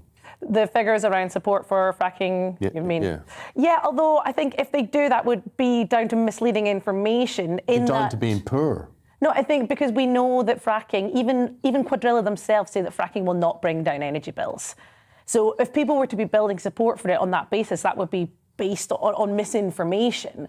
The thing that we know is that already renewable energy is bringing down the cost of people's bills. The other thing, and I know I bang on about this, is energy efficiency. So the cheapest way to cut down people's bills is to stop people needing so much energy to heat their homes in the first place. So fracking is neither cheap, it's neither quick, nor is it popular. Unlike there's nothing really cheap about energy efficiency. I mean, if you're talking about insulating your house or switching to a heat pump, this costs people in the tens of thousands of pounds. Yeah. You know, it's a very labour-intensive process, so it's not even as if the cost of that is going to come down over time. You know, energy efficiency sometimes can be a byword for less energy, and even the head of the climate change committee, when he was talking about, we're all going to switch to heat pumps, he said that people will have to get used to the new reality of having colder houses. I don't think people are mentally prepared for what is coming down. What even do they need to start heat pump? It's a way of generating heat using air and through electricity rather than using gas, essentially. But your gas boiler. Where does electricity come from? From the grid. Generators, which are gas. From gas, from oil, from nuclear, but increasingly from renewables. I mean, the other aspect of this, of course, is that people like the idea of renewables, just like the idea of any kind of infrastructure, until it comes next door to them. So Matt Hancock has, is now on a protest because in his local area they're building a big solar farm. Now, I think it's a perfectly good idea, but people are NIMBYs in this country. They don't like houses or things being built next to them. So there is huge opposition to this project. And the thing about renewables is that they do take up a lot more land than other forms of energy, compared to nuclear. Maybe I think the trick is I was on a motorway and I was, as I was waiting to go to the Louvre or whatever, and I'm able to see all these solar panels in a field, right? Yes, it's ugly. But if it was on a really horrible area, no one would care less, would they? So should we not just plan them everywhere that's derelict and awful and ghastly? We all have them on our roofs. There was a brilliant subsidy for a while, and everyone's. Well, do you have? I don't have anything. My mum fitted our old house out with them when the government subsidy was there. Do you have anything, Fraser? No, I live in a flat, so I can't avail myself to most of this stuff. Have you? But you have a windmill in the back. She doesn't use any energy. Star jumps. Let's build it all. Let's build solar panels. Let's build wind farms. Let's get fracking. Let's build nuclear. We need It's we such need a to good stop. point that we need to you stop worrying raised, about though. energy security. Let's talk about energy abundance. Let's really bring down the cost. But you of do electricity. see that in Germany, actually. They are much more inclined to put wind turbines along the side of motorways, along already degraded land. What we've done is really counterintuitively gone, oh, people don't like the sight of wind turbines. Yeah. So we've put them in more remote and arguably kind of more untouched environments. So I'd totally advocate for putting windmills in more visible and already degraded land. And at the very least, we should be mandating that all new buildings have solar. Huge popularity for that. Makes I agree loads with of you there. sense. Instead of leaving it for us all to buy and install and whatever it is, it should just come standard, like buying a car. Absolutely. Now comes standard with things. It should become, new buildings should become standard. Yep. New shopping malls, all sorts of things, standard. Building regs. Government solar requirements. panels. We have to leave it there because we've got to get to this VT next. But Amy Cameron, Fraser Myers, really good to have you. You will be back in an hour and we'll go through some of those issues a bit more then. Thank you. Let's talk about this interesting issue now. A doctor who claims that he can help to reverse abortions for women who change their minds says he'll continue to offer his highly controversial treatment after he was cleared by an investigation by the General Medical Council. Well, speaking in his first television interview, Dr. Dermot Carney claims to have helped save the lives of 32 babies after prescribing progesterone to women after they regretted taking the first of 2 abortion pills. Let's get the report. Here it is. For Amrita, it's hard to imagine life without her baby. But there was a time when she didn't want to go through with the pregnancy. We had barely any money between us and, it just wasn't the right time at all, not even close. Definitely it was never planned for me and him to have a child. Because Amrita's pregnancy occurred during the pandemic, 2 abortion pills were able to be sent to her in the post after just 1 telephone consultation. How quickly after taking the abortion pill did you regret it? Instantly after taking the pill, I regretted it. I just cried. I called BPAS and I said to him, I regret taking the pill, the first pill, and I was in panic. So I was like, is there anything that I can do? And then she was really calm and she just said, oh, that's absolutely fine, a lot of girls do. She said, if you don't bleed in the next 24 hours, then it should be fine. But I was like, okay, I can't leave it to, it might be fine. Desperate, Amrita found Dr. Carney online. Him and a colleague have prescribed progesterone to 65 women who want to reverse the abortion process. If she takes mifepristone, changes her mind, and then manages to promptly get progesterone rescue treatment, reversal treatment, we can improve that survival rate of a baby from 20-25% up to 50-55%. Why, if they're so convinced or so determined to have an abortion, why 6 hours later, 24 hours later, 48 hours later, why would they change their mind? And I think the answer to that is because of the inadequacy of any sort of supportive or counselling services. We know from all of the women that I counselled they tell me that nobody spoke to them. But Dr. Carney's treatment is not endorsed by a number of organisations who declined our interview requests, including the Faculty of Sexual and Reproductive Healthcare, who say they do not support prescribing progesterone in an attempt to stop a medical abortion, and that abortion reversal treatments are not based on scientific evidence. An abortion provider made a complaint to the GMC against Dr. Carney, accusing him of inappropriately prescribing a treatment with no evidence base and imposing his anti-abortion Catholic views on others. After an investigation, he was cleared of all charges. But whatever your views on abortion, this case raises fundamental questions about the support available to women who change their mind during the abortion process. While debate may continue over the efficacy of taking progesterone to stop abortions, for Amrita, there's no doubt over the difference it's made to her life. It was only a few months after he gave me the pill that he was banned from giving out the pill. So if I were to have fallen pregnant a few months after, I would not be here with her most likely. Alice Porter, GB News. Time is now 3 minutes to 8. Let's go to the break. We'll see you right after this. Don't go away.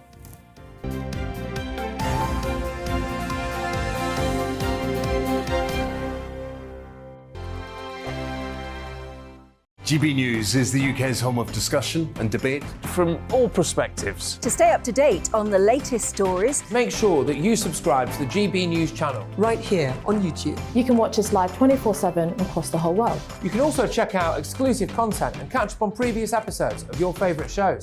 Every day, we ask the questions That you'd ask, so why not add your voice to the conversation in the comments section? Don't forget to subscribe. We are GB News, Britain's news channel. Every night at 11 on GB News, we bring you the next day's stories the day before. It's basically like time travel. If it's a big story, we'll cover it, guaranteed. But we'll also have some fun along the way. Big opinions, big laughs. Sometimes big hair. This is Headliners, the paper review show that won't send you to sleep like the others will. 11 p.m, 7 nights a week. Join us.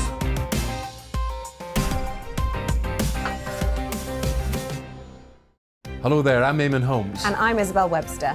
And we hope you can join us for Breakfast with Eamonn. And Isabel. You make me laugh out loud, belly laugh. Is that important first thing in the morning? Yeah, absolutely. And there's me trying to be deadly serious. News is a serious business. Yeah, I have to rein you in sometimes. Well, it doesn't stop us laughing at it. It doesn't stop us having an opinion on what's going on. Yeah. And it certainly will not stop us reflecting what you think. Weekdays from 6 to 9:30 on GB News. I'm Dan Wootton. Join me Monday to Thursday from 9 to 11 for the feistiest and most fun news debate on TV, where free speech reigns. I'll bring you a sharp take on the day's biggest stories, bombshell newsmaker interviews, and A-list guests. And I guarantee you, no spin, no bias, no censorship, and no reason to go to bed. That's Dan Wootton tonight, Monday to Thursdays from 9 on GB News.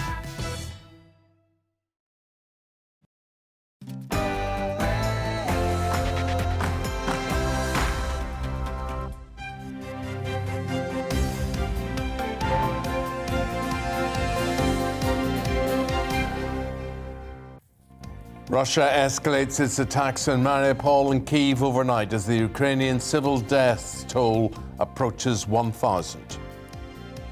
Good morning, it's 8 o'clock on Tuesday, the 22nd of March. This is Breakfast on GB News with Eamonn and Isabel. We're live across the whole world. We're on your TV, we're radio, we're online, we're on an app. And here's what's leading the news this morning. Russia has escalated its assault on Mariupol overnight in a bid to break the Ukrainian resistance. Russia's defense ministry has threatened citizens in the city with being brought before a military tribunal.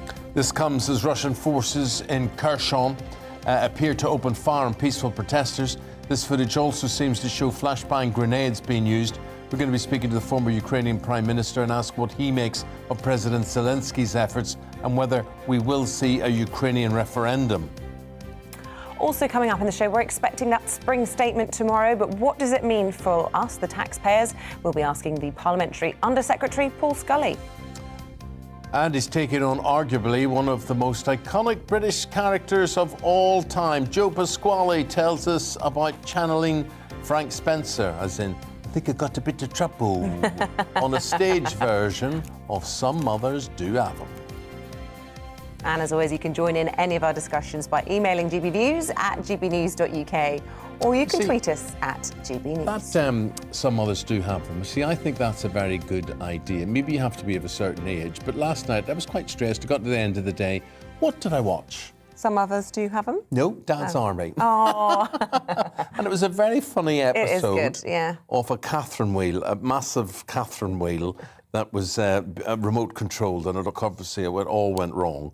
But I did find myself, there's something more simplistic, something just, maybe it reminds you when you were young. Yeah, and maybe sure, that's what it does, but it was quite funny. And so that's us with you now until 9:30.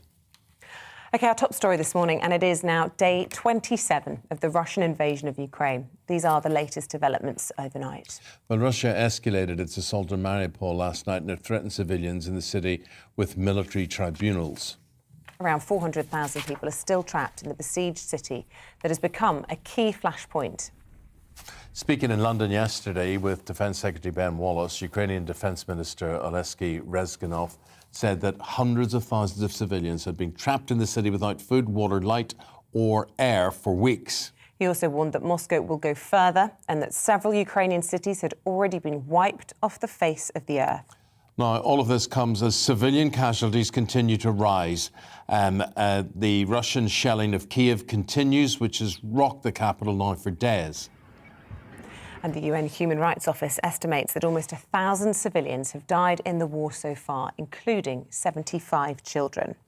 Meanwhile, in occupied Kherson, look at these pictures. Russia's been accused of firing on peaceful protesters, and this footage also shows explosions caused by the use of stun grenades on the protesters, Russia denying targeting civilians. Well, amid all of the bloodshed, the Ukrainian President Volodymyr Zelensky has hinted that any compromises with Russia to end the war will have to be put to the people in a referendum. He also insisted that any negotiation to end the war must include a face-to-face meeting with Vladimir Putin.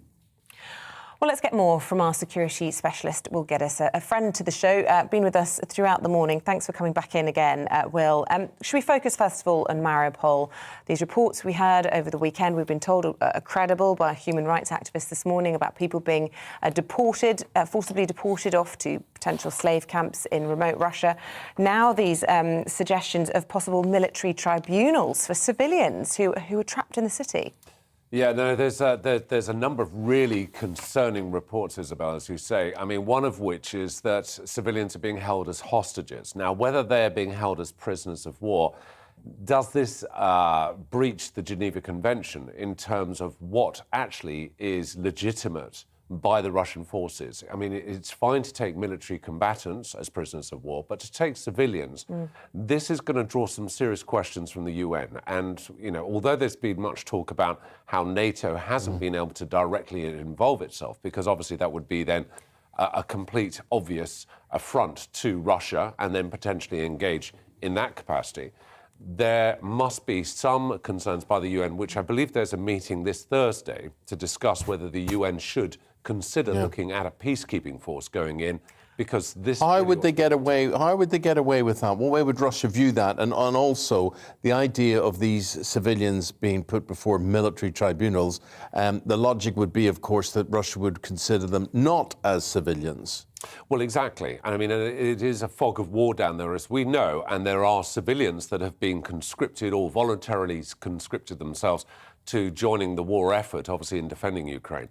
However, these are not what we would call conventional military personnel. So it falls into a very, very ambiguous and grey area in terms of whether they could be prosecuted under a military tribunal. This is surely going to be showing us the kind of smacks of the Iraq War, where Saddam Hussein, certainly prior to Desert Storm, was using civilians as human shields in certain aspects.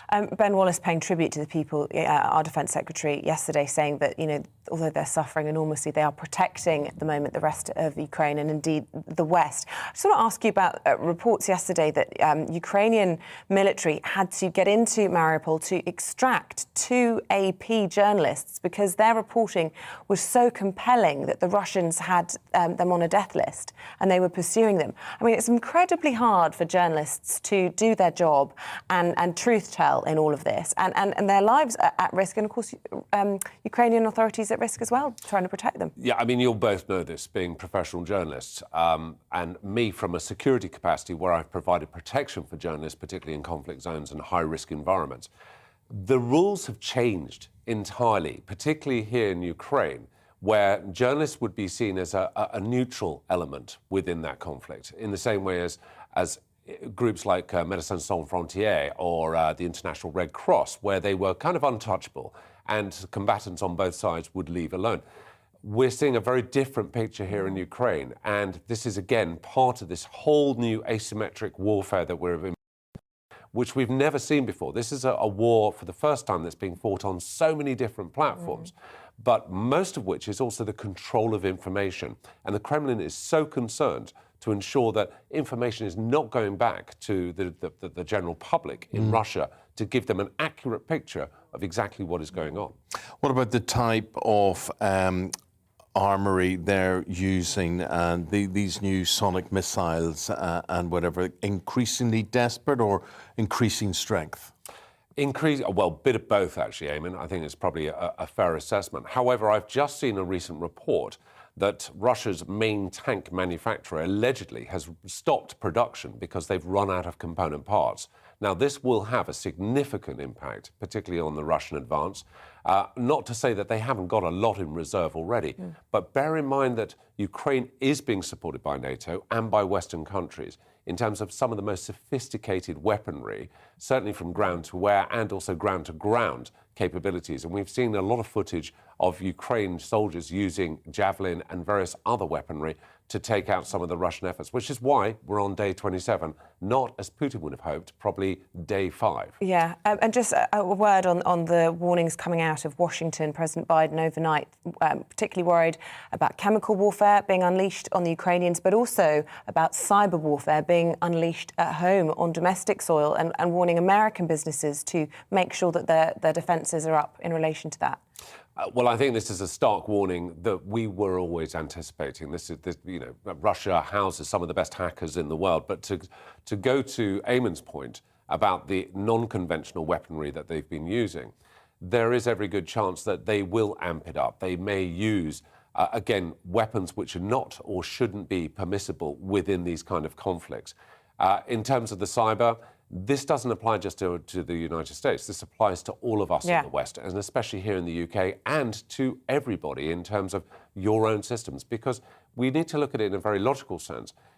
Us cutting off their financial support through the various sanctions means that they need to garnish and gain capital from various other means. And one of those means will be through ransomware. OK. Will, really appreciate it. Thanks for your help throughout this morning. And with that, 300,000 refugees now seeking safety in Hungary. Let's join our GB News reporter. That's Rosie Wright today, who's at a school in Hungary that has been turned into a processing centre. So, Rosie, good morning to you. Can you paint us a picture? How many people are being dealt with there coming through? Yeah, very good morning to both of you. Welcome to the school reception this morning. Now host to people waiting, lots of people going to get a bus to Munich, and then other people going to get a free shuttle bus to go back to the border crossing where they can get trains to Budapest. When you arrive here, you have to register. We've got sort of a makeshift desk.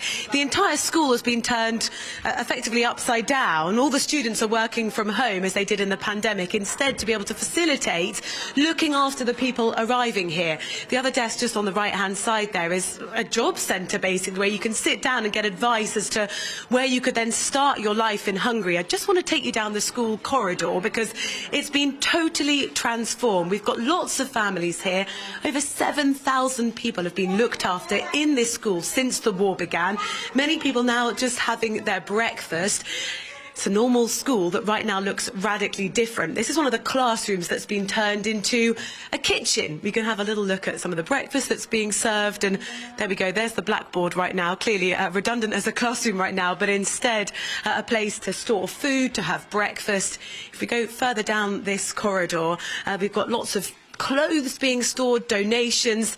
These are really vital for the people who've turned up, often with just one suitcase in hand. Sometimes mothers coming with 4 kids, not carrying any luggage at all, just their documents. These classrooms that we've walked past here will give people some privacy, but I think we can just show you in here. They're being used as bedrooms, so people are staying overnight. About 80 people stayed here last night, and lots of them now this morning just having their breakfast and then getting off to go to wherever is next. One of the volunteers has kindly said they chat to us. We've just come down here. This is Thomas from Austria. Thank you so much for speaking to us. Just explain, we've spent a bit of time together the last couple of days, but what's happening at this school? In this school, the people are arriving and they have a bed for like 24 hours. The policy is that they will arrive here, they get the bed, they get food, they get everything they need, and then they can go further to Budapest, or like today in the morning at 10 o'clock there will be a bus to München, to Germany. So they are supported 24 hours. But for example, if the family is split in Ukraine, they can also wait longer, so it's not that strict policy, but yeah. Because we've seen that quite a lot of family reunions at the train station, which is just a kilometre away.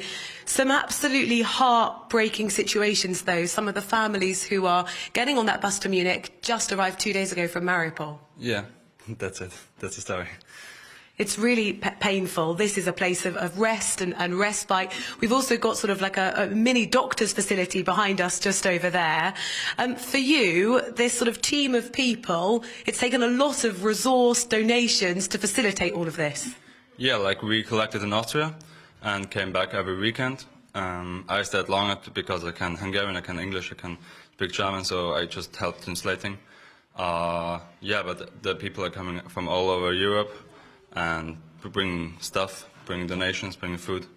Yeah. One thing the volunteers are trying to work out is there has been this sort of lull in the number of people crossing the border over the last few days, and there are some ideas as to why that might be, and preparations underway for lots more people to arrive quite shortly. Yeah, the problem is that now, even in the western part of Ukraine, the people are not allowed to go out at night.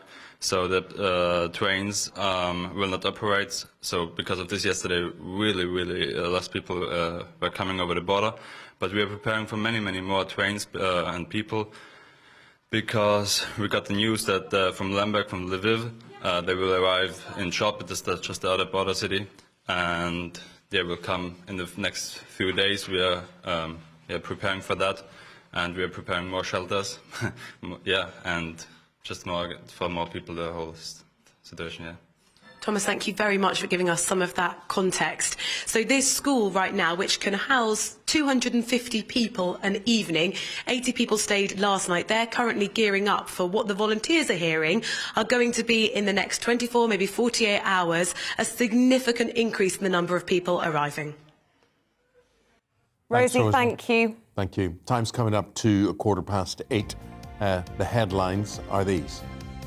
President Joe Biden is warning there are clear signs Russia may be preparing to use chemical and biological weapons in Ukraine. The president also said Moscow may be preparing cyber attacks in the US and warned business leaders to be alert.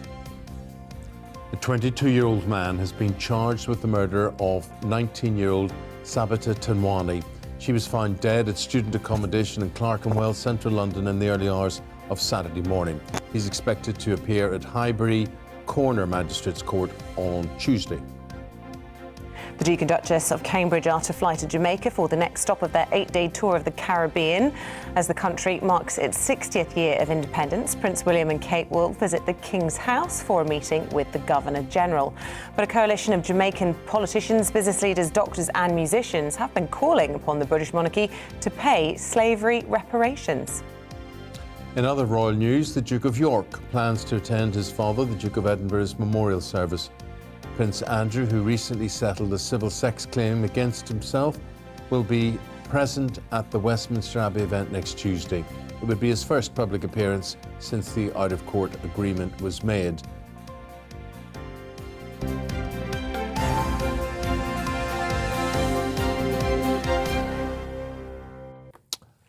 A former Prime Minister of Ukraine has condemned Russia's actions in invading the country. Alexei Hontryuk is a former lawyer, politician and indeed Prime Minister who served under President Volodymyr Zelensky, and he's spoken about the need to carry arms alongside the Ukrainian men to keep defending against Russian aggression. Well, we can now link up and speak to Mr. Zelensky. Good to see you, sir. Thank you for your time this morning. Thank you for your attention and support, friends. Yeah. Are you safe where you are? Could I ask you, have you found yourself in conflict? Have you found yourself having to use arms? Nobody is safe in Kyiv now. We are under the attack from the sky, every night, every day, Russians bombing and shelling our cities, killing civilians. Nobody is safe now in Kyiv and in Ukraine at all.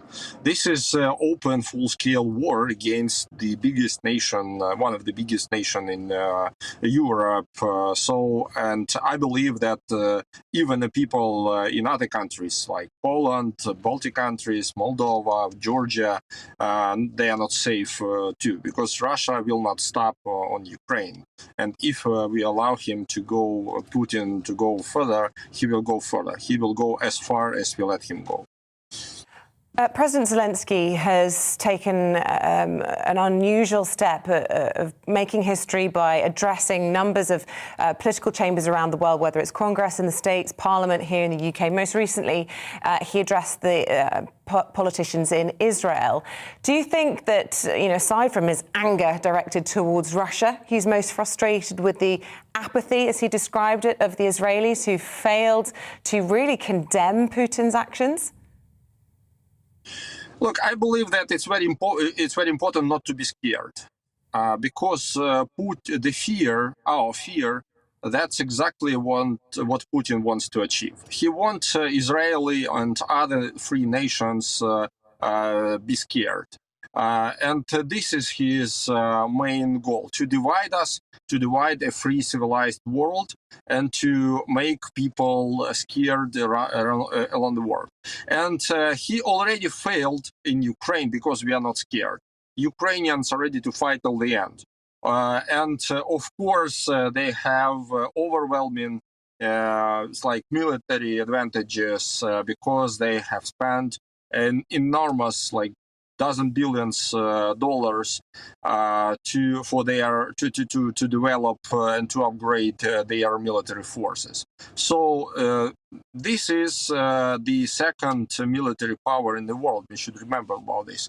But we are not scared, and you shouldn't. And Israeli and other nations, other countries shouldn't be scared.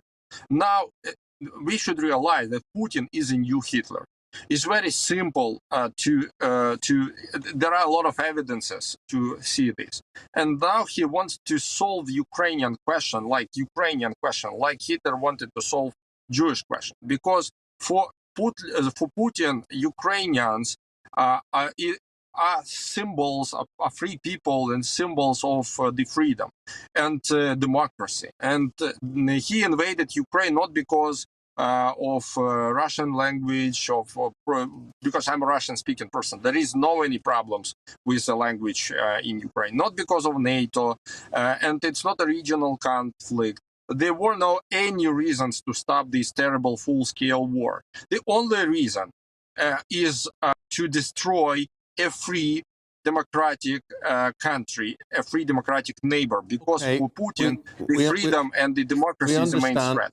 We understand, we hear what you're saying, Mr. Huncharek there, but no reason to start the war, except for that, you say. But as a former Prime Minister, you end the war. When you sit down to a table not you, but in your country, sit down to a table to finally come to an agreement that ends this, what do you concede? It seems to me the way you talk, the way the Russians talk, no one is in the mood to concede anything. So how does it end? Remember the words of Holder. This is exactly the same situation. We want to live. Putin don't want Ukrainians, just don't want Ukrainians to exist. This is very simple concept. And I don't believe that it's possible to have some agreement with Mr. Putin, because the final goal of Mr. Putin is to kill all Ukrainians, to destroy our nation. And they openly communicating this. This is very simple, and I believe, your people understand this concept very well. This is exactly the same logic. That's why it's very important Western world, the civilized, the free world should realize that the task to stop these crazy strongmen, it's only a task of Ukrainians. It's our problem.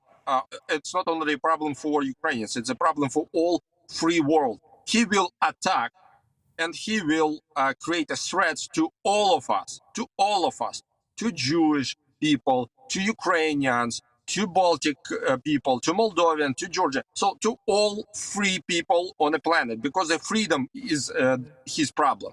He's scared to have democracy and freedom in Russia, because this is the only way to end his criminal epoch in Russia. So let me ask you this. may I ask you this then, Mr. Honcharek, then? You know, he's a freedom fearer, as you describe. But President Zelensky has said that if there is to be progress made in serious peace talks and after a face-to-face meeting between the two leaders, he would want a democratic referendum. Is that likely to happen in any kind of dealings with President Putin? We can't trust his word, can we? Look, President Zelensky showed that only Ukrainian nation can decide something like this. Only Ukrainian nation. But in reality, he is acting like a politician. He is speaking to his people, to Ukrainians, not to be worried that somebody will decide something wrong behind their back. So this is a signal to Ukrainians not to be scared that they will be betrayed, you know? So it doesn't mean that Ukrainians are ready for some compromises with Putin, because it's impossible to have compromises with someone whose goal is to kill you. It's very simple. Right. One more time, Golda Meir said, we want to live and they don't want us to be alive.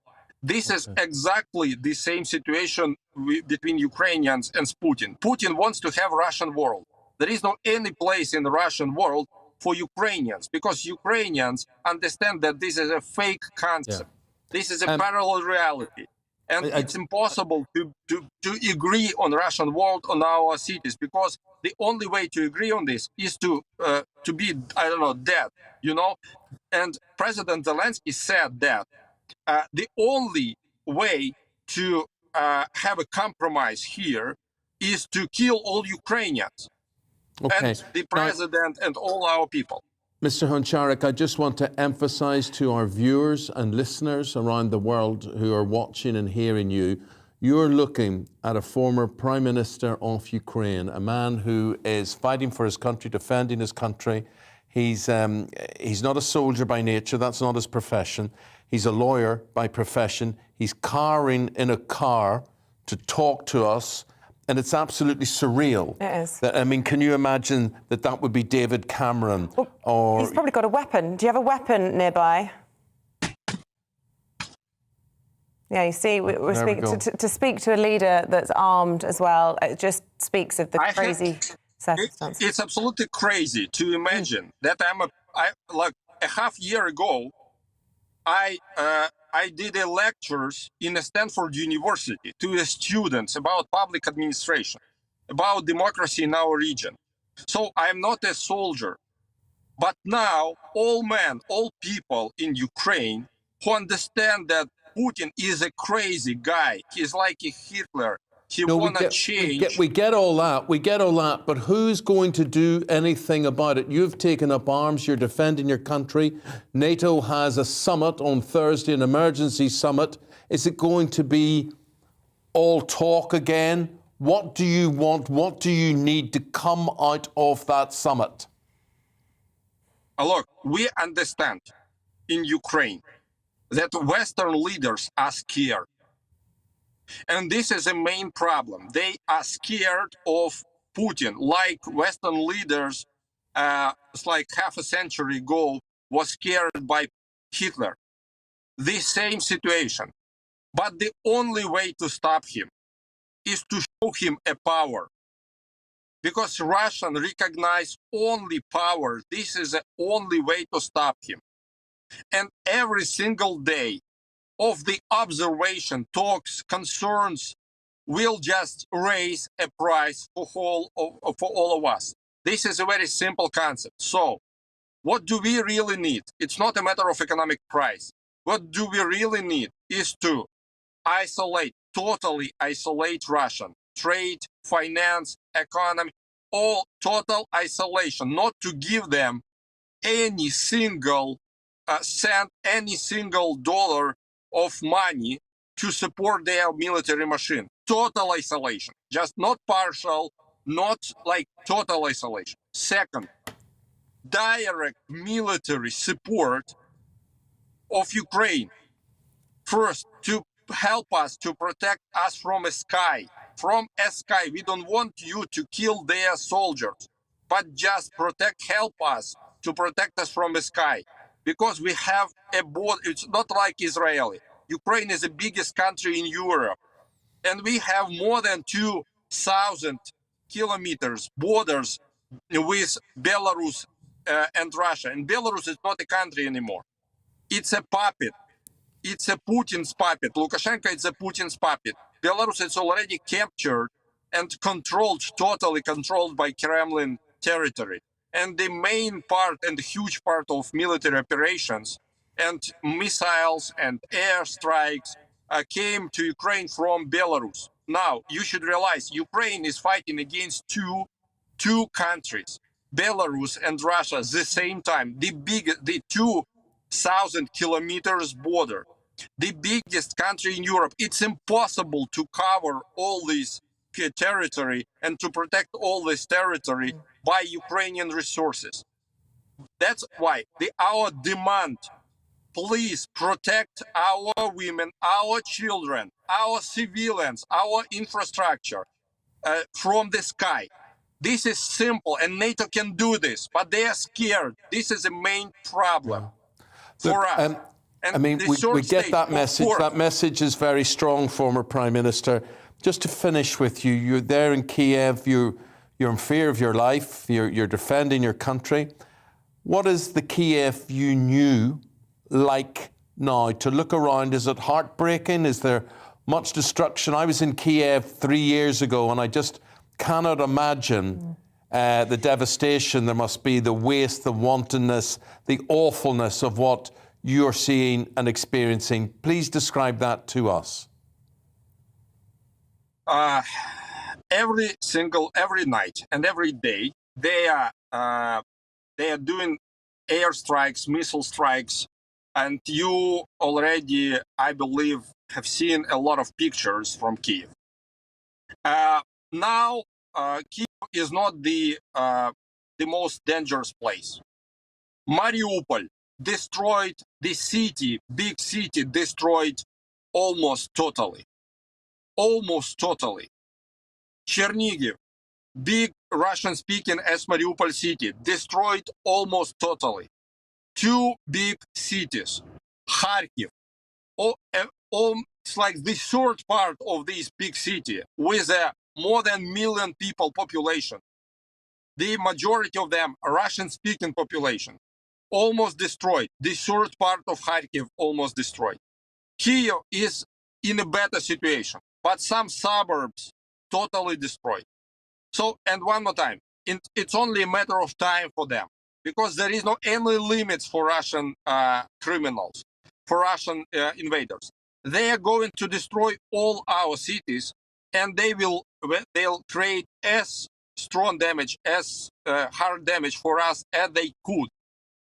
All their missiles they have, and if the tactic missiles are like they will not have any tactic missile, they will use chemical weapons, they will use nuclear weapons, and the Western world and free world will just absorb and raise the deeper concerns.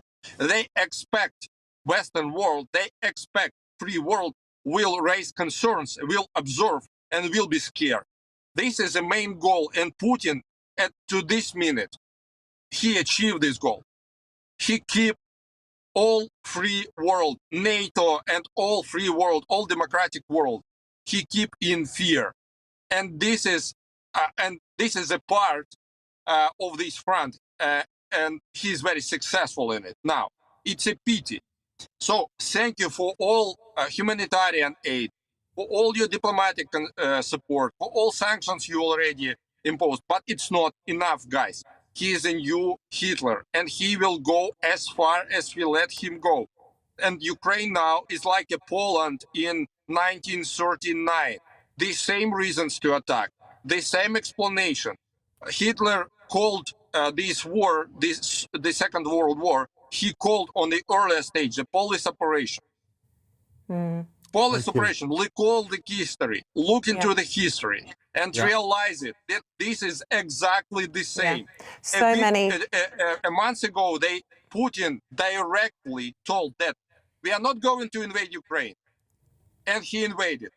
Well, now, as you say, they are telling, we are not going to go further. We are not going to attack European countries, NATO countries. Okay. And they will go further. Yeah. OK, well, you describe him as the new Hitler. There's not many people who would disagree with that. The former Prime Minister calling for the isolation of Russia. He's calling for military support from NATO to protect his country with that no-fly zone and a war against two countries, Russia and Belarus, there as well.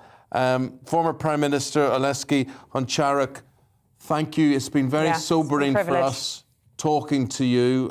Very, very frightening to see all of that, and you bring a lot of the reality home to people in the United Kingdom and around the rest of the world. Thank you very much, and Stay good luck. safe. Good luck. Thank you. And of course, you know, we'd love to know your views at home this morning. Do you hear that argument and feel persuaded, or do you still fear, as he describes, that, you know, we have this fear of Putin, that it could lead to nuclear war? That, of course, is the argument against the no-fly zone. You get in touch on email, gbviews@gbnews.uk. You can tweet us at GBNews. Back after this.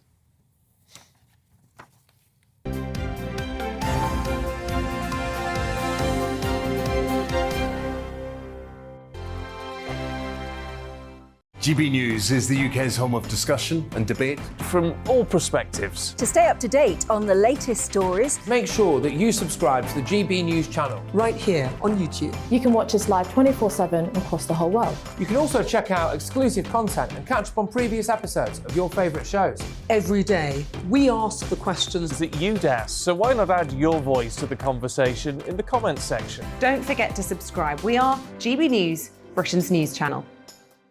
Every night at 11 on GB News, we bring you the next day's stories the day before. It's basically like time travel.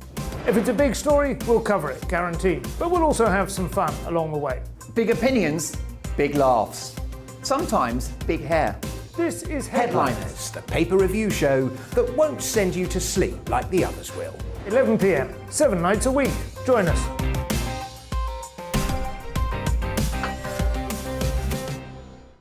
Hello there, I'm Eamonn Holmes. And I'm Isabel Webster. And we hope you can join us for Breakfast with Eamonn and Isabel. You make me laugh out loud, belly laugh. Is that important first thing in the morning? Yeah, absolutely. And there's me trying to be deadly serious. News is a serious business. Yeah, I have to rein you in sometimes. Well, it doesn't stop us laughing at it. It doesn't stop us having an opinion on what's going on. Yeah. And it certainly will not stop us reflecting what you think. Weekdays from 6 to 9:30 on GB News. I'm Dan Wootton. Join me Monday to Thursday from 9 to 11 for the feistiest and most fun news debate on TV, where free speech reigns. I'll bring you a sharp take on the day's biggest stories, bombshell newsmaker interviews, and A-list guests. And I guarantee you, no spin, no bias, no censorship, and no reason to go to bed. That's Dan Wootton tonight, Monday to Thursdays from 9 on GB News.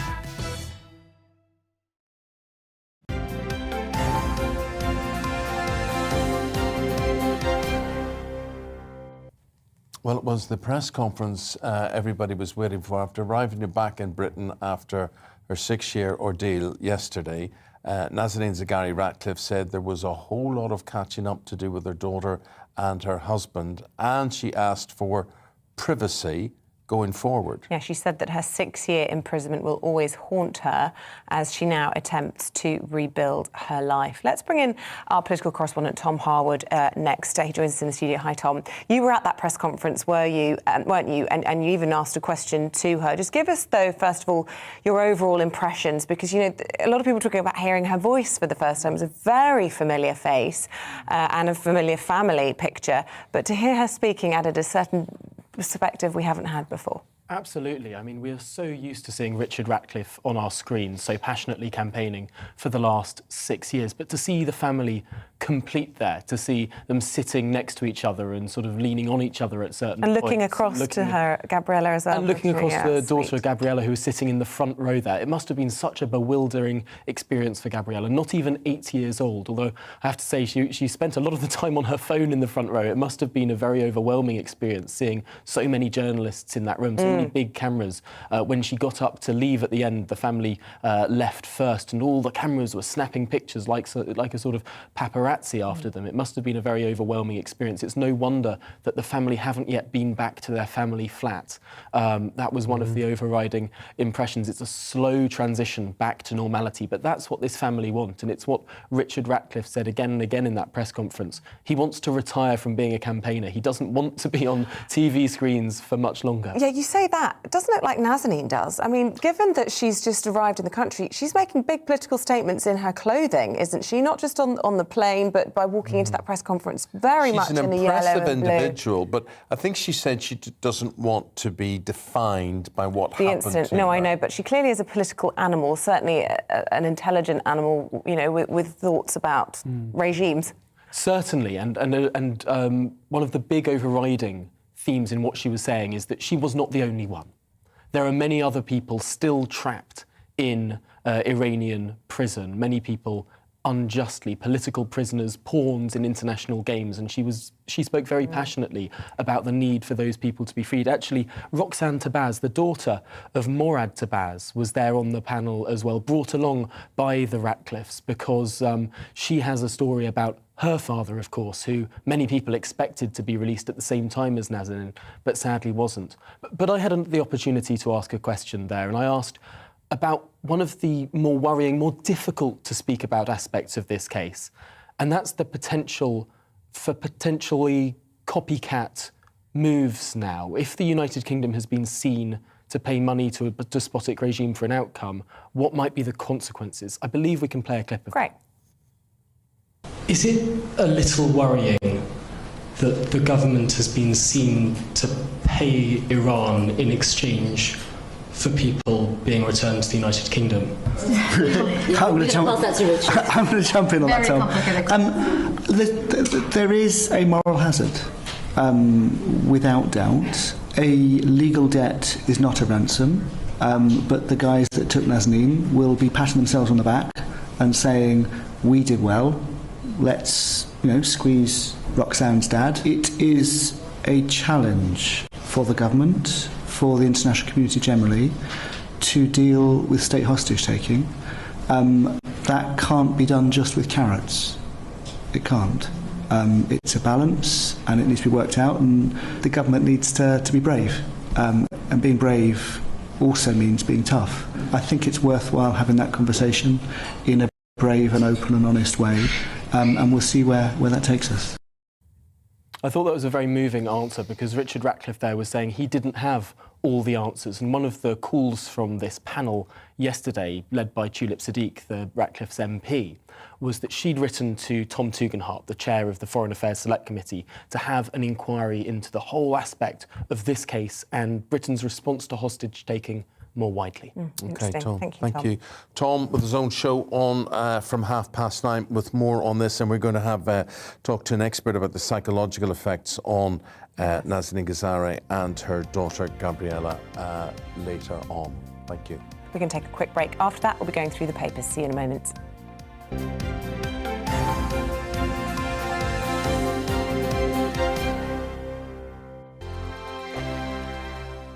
GB News is the UK's home of discussion and debate from all perspectives. To stay up to date on the latest stories, make sure that you subscribe to the GB News channel right here on YouTube. You can watch us live 24/7 across the whole world. You can also check out exclusive content and catch up on previous episodes of your favourite shows.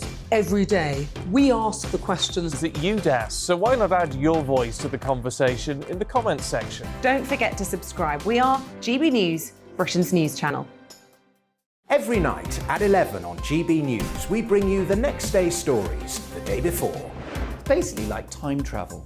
If it's a big story, we'll cover it, guaranteed. But we'll also have some fun along the way. Big opinions, big laughs. Sometimes big hair. This is Headliners, the paper review show that won't send you to sleep like the others will. 11 p.m, 7 nights a week. Join us.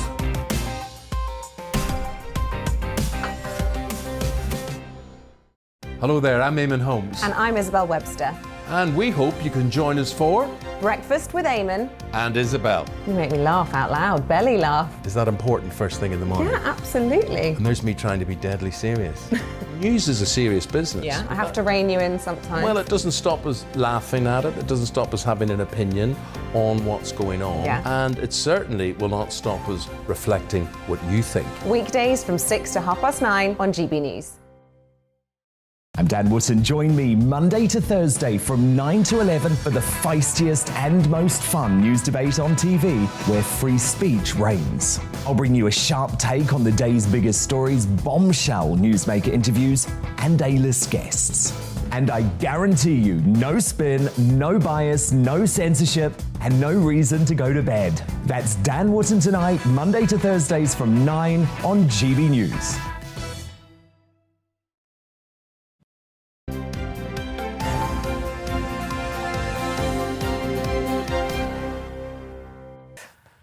Okay, time to go through the papers this morning. We're joined by Fraser Myers and Amy Cameron for one last look at the papers. And we're going to start, Fraser, with TV stations smearing a screen demo journalist. So this is, of course, this brave Russia Today journalist who last week came out and tried to tell Russian people the horrors of the war. She's now being accused, according to this article in the Mail, of being a British spy.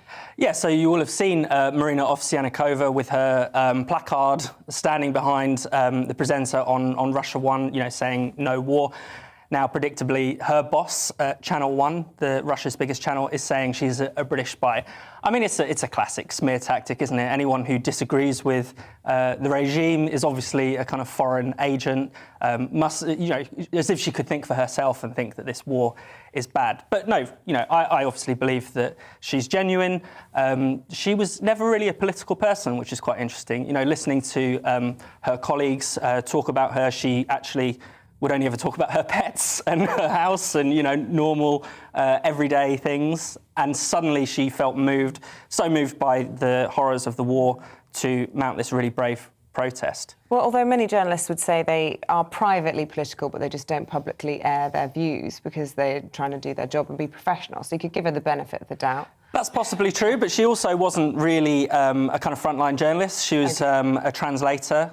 She would basically do live translations of politicians. Right. So she never really had a kind of political role in the station. So I kind of believe that, it's entirely possible that you would be radicalised by this. Yeah, it's super interesting, I think, because what's easy to forget is how much Russian public mood is influenced by propaganda. So while we might see a story like this and think, oh, that's ridiculous, of course she's not a spy, we should bear in mind that support for Putin has been going up in Russia. I think we underestimate that here. I really don't think we're talking about it enough. Because we don't know, do we? Well, the people we have had in, people like Alexandra Tolstoy, who has loads of Russian friends still over there, is talking about the numbers of them complaining at the sanctions hitting them, complaining about the West and their liberal values.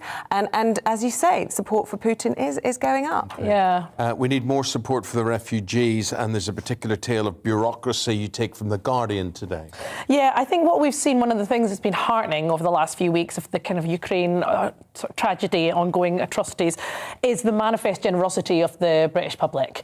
We saw the government website crashing with people keen to offer space in their homes to Ukrainian refugees. But that generosity from the public and the desperation of the Ukrainian refugees is being entirely underserved by the government's response. This is basically a DIY refugee scheme that the government have set up. So they've said, yes, of course, we'll let British people, British families take in Ukrainians, but we're going to do incredibly little to support that. And in many ways actively block it with a sort of heady mix of bureaucracy and competency and to some extent malice. I think they're horribly misreading the public mood. So we're in a situation now where to get a visa as a Ukrainian refugee, you have to provide a named contact in the UK. So there needs to be this matchmaking process that goes on between people who are desperately fleeing for their lives. Well, if we were fleeing to Ukraine, we'd all find it very difficult to have a named contact. Exactly. And so many of the people that are fleeing are elderly people. They don't necessarily have access to the internet. We've also heard stories of people being asked to provide bank statements while their banks have been bombed. Yeah. And then this is a level of bureaucracy that's not being seen in any other Western country. Most disproportionately are taking far higher more numbers. than us. And even, including Ireland, we've got a population in the UK 13 times the size of Ireland. But in the first few weeks of this crisis, they've taken 3 times as many refugees as us because they've waived visa requirements. 3/4 of the British public want the government to be doing more. I don't understand why they're not. Exactly. It's not just the bureaucracy that's being placed on the refugees coming, it's on the people who want to help. And there is, unfortunately, there's just a pervasive distrust in this country where we assume that people must have some kind of ulterior motive. We can't just trust people to open up their homes and help their fellow human beings. You've got to get a DBS check to do just about anything. It was a similar story with the vaccination programme. So many people wanted to volunteer and they had to go through reams and reams of paperwork. Why make it hard for people to do that? No, we're worried. Everybody's worried about the utility bills, their gas bills, their electricity bills. Maybe not as worried as this mother was. This is from The Sun, page 27, Fraser. One woman got the shock of her life recently when she was presented with a monthly gas bill of £2 billion. Now, this is obviously a mistake. She normally expects to pay around 50 quid a month. And it's been corrected, happily, but it's another reminder of the squeeze that people are going under, of the soaring cost of gas, the soaring cost of energy, and the broader cost of living crisis.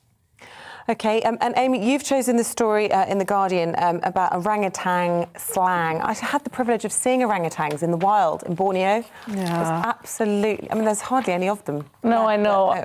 I always try to squeeze in an animal story because I feel like in the context, in the sort of incredibly bleak context in which we live, it's nice to get a little bit of an upside. So this is super interesting new research about orangutans and a sense of sort of trendiness, of coolness in the way that they communicate. So they make what's called a kiss squeak call. It's an alert call. And what they've discovered is that in bigger groups with a higher density of individuals, there's a much higher turnover of those noises and things will catch on and then quickly go out of fashion again. And something else that's in this article, which I think is fascinating, is that there's growing evidence that they use syllables in the same way that we do, so a mix of consonants and vowels, and then that actually might be able to allow them to communicate past events. I just think we still know so little. Nor do we care. No, we don't care enough. The thing. And when I look at an animal like that, and people who hunt or butcher orangutans, they're like the closest you could get to a human being. Yeah, it's scarily close, I think, to us. It is, and what we don't understand about the animal world, it doesn't surprise me that all of this exists, but it's beautiful, it's fascinating, and it's shameful all at the same time. No, absolutely. It increases the need for greater protection for these species about which we know so little, and we're constantly amazed by them, I think. Yeah. Great. So, Fraser, Guardian again, page 30, France rebels again. So there's a growing mood of revolt in France. They're facing exactly the same cost of living pressures as we are, but of course there's the added mix of the French election next month. Now it looks as if Macron is basically a shoo-in for the presidency, even though he's faced a tumultuous time, but there are talks of potentially trouble brewing in the form of protests. It took a lot less to spark the Gilets Jaunes protests a couple of years ago, and that was the biggest protest movement in France since 1968. So what the cost of living crisis is going to bring around, French people love a good protest, love to rebel, don't take things lying down, good on them. Let's see what happens. I think it's super interesting because we do sort of, I think, quite blithely say, the British people just let stuff happen to them and the French are much more likely to protest.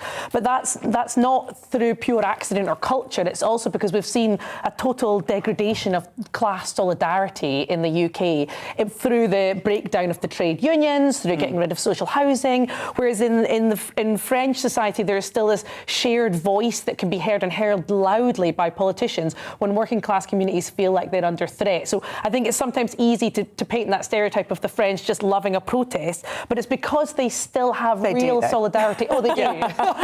It's also because France is actually not that democratic. The presidential system there is a kind of quasi-monarchy, so you can't sort things out through parliamentary means. Their politics is far less receptive to public opinion than ours. So, you do have to resort to protests. Interesting. Look, really good to have you on. Fraser Myers, Amy Cameron, we're going to leave it there. Thanks for joining us on this Tuesday morning. See you again soon.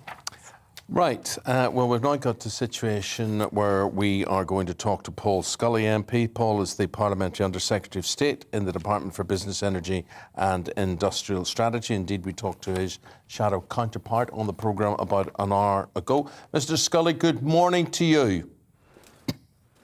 Morning to you, Eamonn. Good. Right, so we've got the big spring statement. That's going to happen tomorrow. What are you looking for? What do you predict, if you can? And what would you like to say to us on that?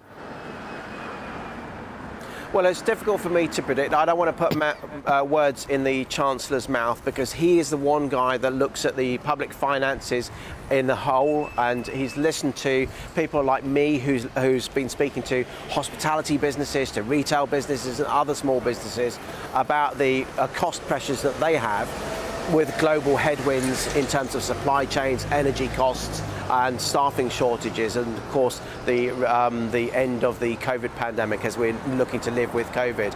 But clearly domestic consumers of energy have got those pressures, and what the Chancellor has done over the last couple of years, he's proved that he can flex. He can prove that he can listen to people, see what's going on the ground, and then change accordingly and flex accordingly.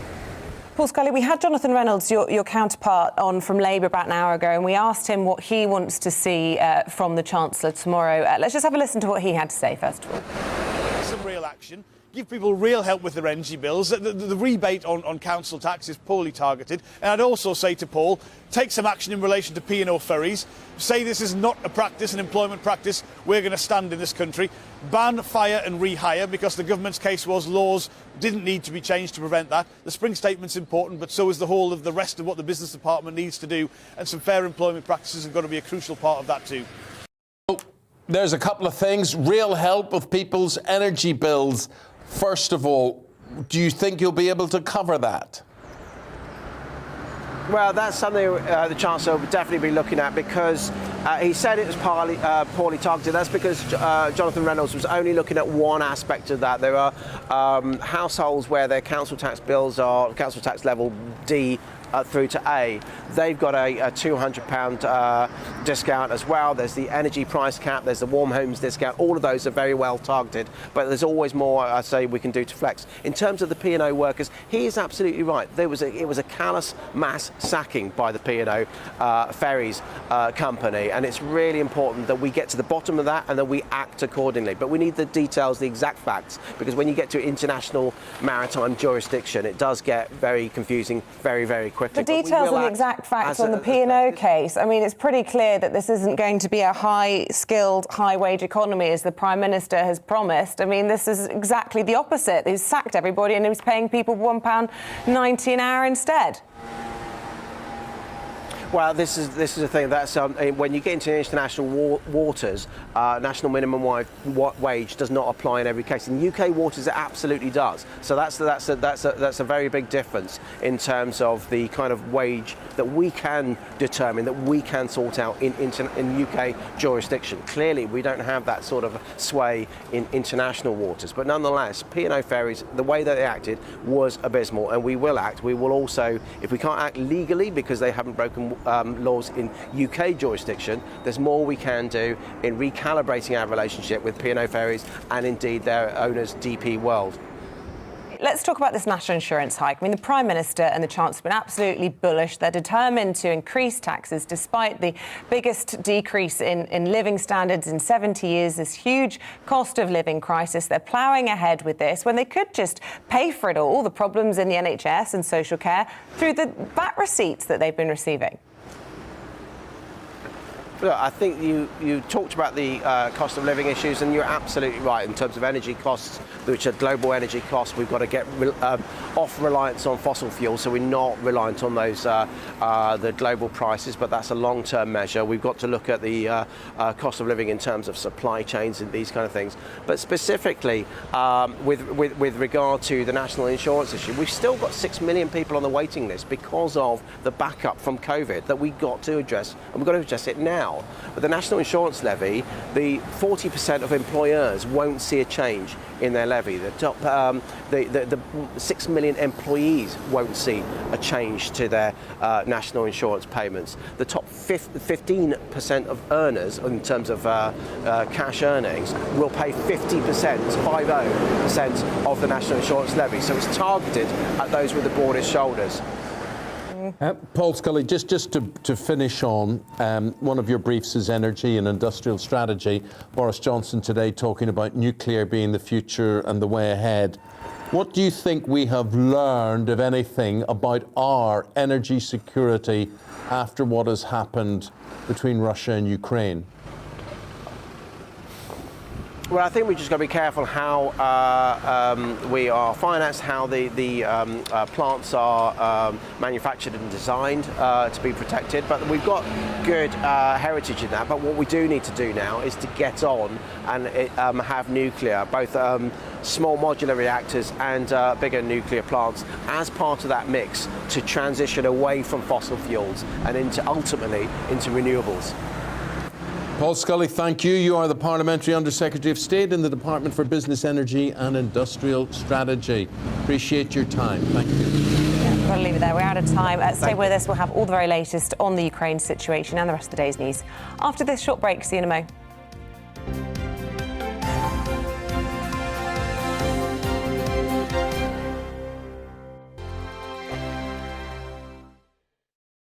GB News is the UK's home of discussion and debate from all perspectives. To stay up to date on the latest stories, make sure that you subscribe to the GB News channel right here on YouTube. You can watch us live 24/7 across the whole world. You can also check out exclusive content and catch up on previous episodes of your favourite shows.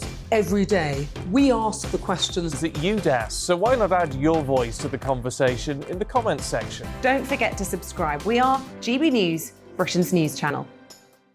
Every night at 11 on GB News, we bring you the next day's stories the day before. It's basically like time travel.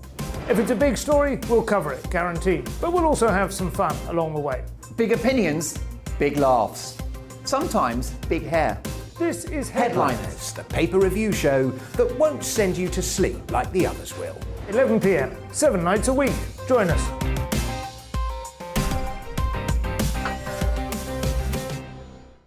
Hello there, I'm Eamonn Holmes. And I'm Isabel Webster. And we hope you can join us for Breakfast with Eamonn and Isabel. You make me laugh out loud, belly laugh. Is that important first thing in the morning? Yeah, absolutely. And there's me trying to be deadly serious. News is a serious business. Yeah, I have to rein you in sometimes. Well, it doesn't stop us laughing at it. It doesn't stop us having an opinion on what's going on. Yeah. And it certainly will not stop us reflecting what you think. Weekdays from 6 to 9:30 on GB News.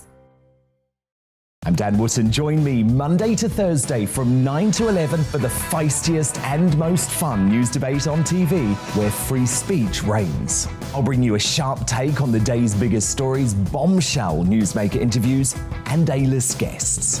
And I guarantee you, no spin, no bias, no censorship, and no reason to go to bed. That's Dan Wootton Tonight, Monday to Thursdays from 9 on GB News.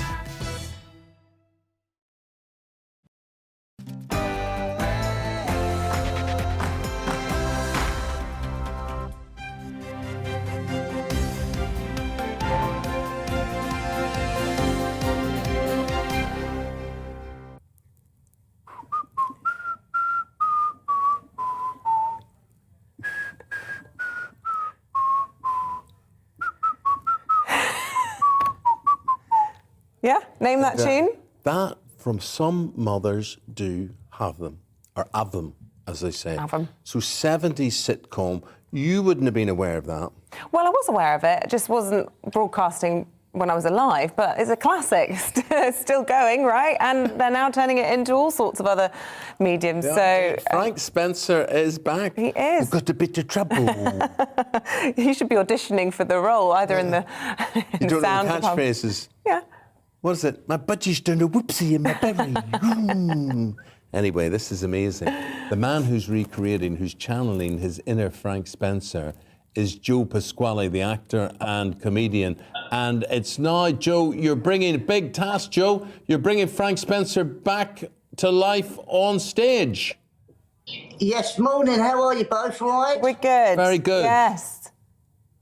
Yeah, it's very exciting. We did it 4 years ago, first aim, and then it was very successful. It was a little bit slow, a bit of a slow burn at first, and then Quentin Letts from the Daily Mail came and gave us a glowing review, like a 5-star review, and that sort of thing never happens from Quentin Letts. And after that, it just took off. So we decided to bring it back 2 years ago, just before COVID started, and we did 2 weeks of it, and it actually stopped, as you know, everything stopped then. And now, so 4 years later, we're coming back with it. I'm 4 years older, which is really scary because I've still got all the stunts. This is really interesting. You was whistling the theme tune just then. Did you know the theme tune is Morse code? That's what it is. It's Morse code for some mothers do have them. No way. So sorry. Now whistle that back. Whistle that back. You're probably a better whistler than me. So you're saying what you're about to whistle is Morse code? I can't whistle, so you're going to have to do it. I really can't.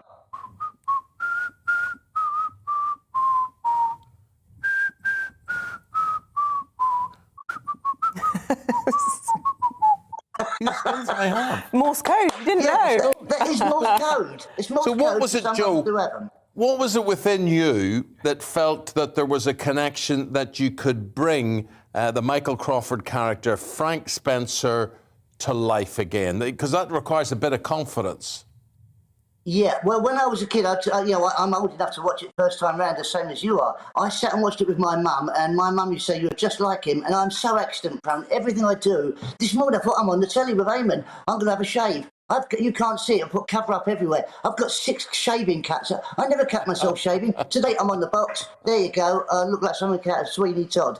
So I walk into everything. If there's a hole in the ground, I'll find the hole. If there's something to fall on my head, it'll fall on my head. There's nothing in me that is safe. And so to get the part of this and just to be frank, it is a godsend. It's the best job I've ever done. It's the hardest one I've ever done because we have stunts in it as well. And after throwing myself down this flight of stairs at the end, we actually had a stunt man come in and showed us how to do it. And as he did it, he went down, you could see him grimace, and he winced as he got up off the floor. You could see he'd done his back in. And I said, what have I got to do then? He went, just do that. What, throw myself down the stairs? No technique. He went, yeah, just do it. You'll be all right. I said, I'll be all right. You've just done your back in. I've got to do it 160 times. He went, yeah, you'll be fine. So every night I have to get a massage afterwards. I don't know where from. I'm going to have to find somewhere, though. Oh, Tell me, do you do actual stunts that we would know from the TV series? Well, not actually. Well, yeah, there is one. He actually does one in the TV series where he actually falls down the stairs, so he gets wrapped up in the carpet. We do a variation of that one. But when we was putting this together, we had roller skates in, we had all sorts of stuff. And we realised it's not practical to do a touring show around all the theatres in the country and adapt it. So what we did, we put it set in stone of the stunts we can do. And each one we do, it just hurts me every night, Eamonn. Oh, but look, you said it's the best job you've ever had. You said it's the hardest. Do you feel a bit of pressure? Are you nervous about it? And if so, how do you cope with that? Yeah, the thing is, one of the hardest things is the lines. Is 168 pages, and I'm on 165 of the pages. So it's like learning War and Peace. And to pick it up again after a few years, I thought it'd come straight back to me. It wasn't. It was like starting again. And what's really amazing for me is the discipline for me, because normally I'm a bit of a maverick. I'll go over when I'm doing stand-up. I'll say and do whatever I want to say, and you can do whatever you want then. But in this, you've got half a dozen actors that are waiting for their cues, and it's like a cuckoo clock inside of this play to make everything work. And the set itself, by the end of it, Frank's life falls apart, and so does the house as the play goes along. So everything has to happen at a certain time. It is clockwork, and if you miss a beat, the whole thing falls apart. So that's the hardest thing for me, is the discipline plus the learning of the lines and keeping and you're just not ad-libbing really, which I always have this need to get that out there. But because you've got so many other people relying on the next line, you can't do that. Well, you're all around the country, everywhere from Guildford through to Portsmouth, the sea, between now and the end of the summer. But the thing is, give us a brief taste of what the story is. Obviously, it's not like half-hour repeat of what we would have seen on television. What roughly is the story? What trouble does Frank get himself into? Basically, Frank's like a child. He's like a child. You know the way kids lie to get themselves out of trouble? And you can see it's a lie, blatant lie. Well, that's what Frank does all the time just to get himself out of trouble. And each lie he does, he gets further into trouble. And basically, Betty's pregnant. A lot of these shows that do a transition from TV to stage, they just do a few episodes from the telly. And I know this episode. Well, this isn't that at all. We've borrowed a storyline from it where Betty's trying to tell Frank that she's pregnant, but in between all this going on as well, she doesn't know how to tell him, but he's also auditioning for a TV show, for a talent show to try and be a magician. The vicar's coming around, his boiler's blown up, and there's so many things, tangibles that are going wrong in his life, that it's just, you sit there with your hand over your face going, oh God, no, don't do that, Frank, don't say that. And he says it and he does it every time.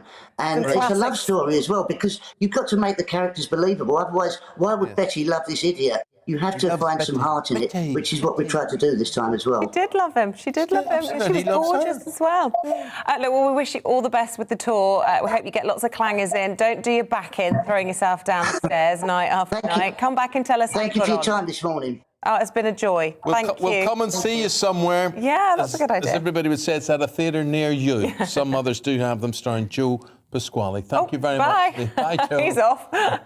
He's off on tour. Got to into trouble. Yeah. 7 minutes now past 9. You're listening to and you're watching GB News Breakfast with Eamonn Holmes and Isabel Webster. Yeah, well, let's bring you up to date with the headlines this Tuesday morning. The Duke and Duchess of Cambridge are flying to Jamaica for the next stop of their 8-day tour of the Caribbean as the country is marking its 60th year of independence. Prince William and Kate will visit the King's House for a meeting with the Governor-General. But a coalition of politicians, business leaders, doctors and musicians are calling upon the British monarchy to pay slavery reparations. In other royal news, the Duke of York plans to attend his father, the Duke of Edinburgh's memorial service. It's understood Prince Andrew, who recently settled a civil sex claim against him, will be present at the Westminster Abbey event next Tuesday. It will be his first public appearance since... So move on to the next story. There we go. Online shopping and computer repair scams are the most reported types of fraud identified by Consumer Group, which it says investment frauds are responsible for the biggest losses. People aged between 20 and 39 are most likely to have reported being scammed in the past year.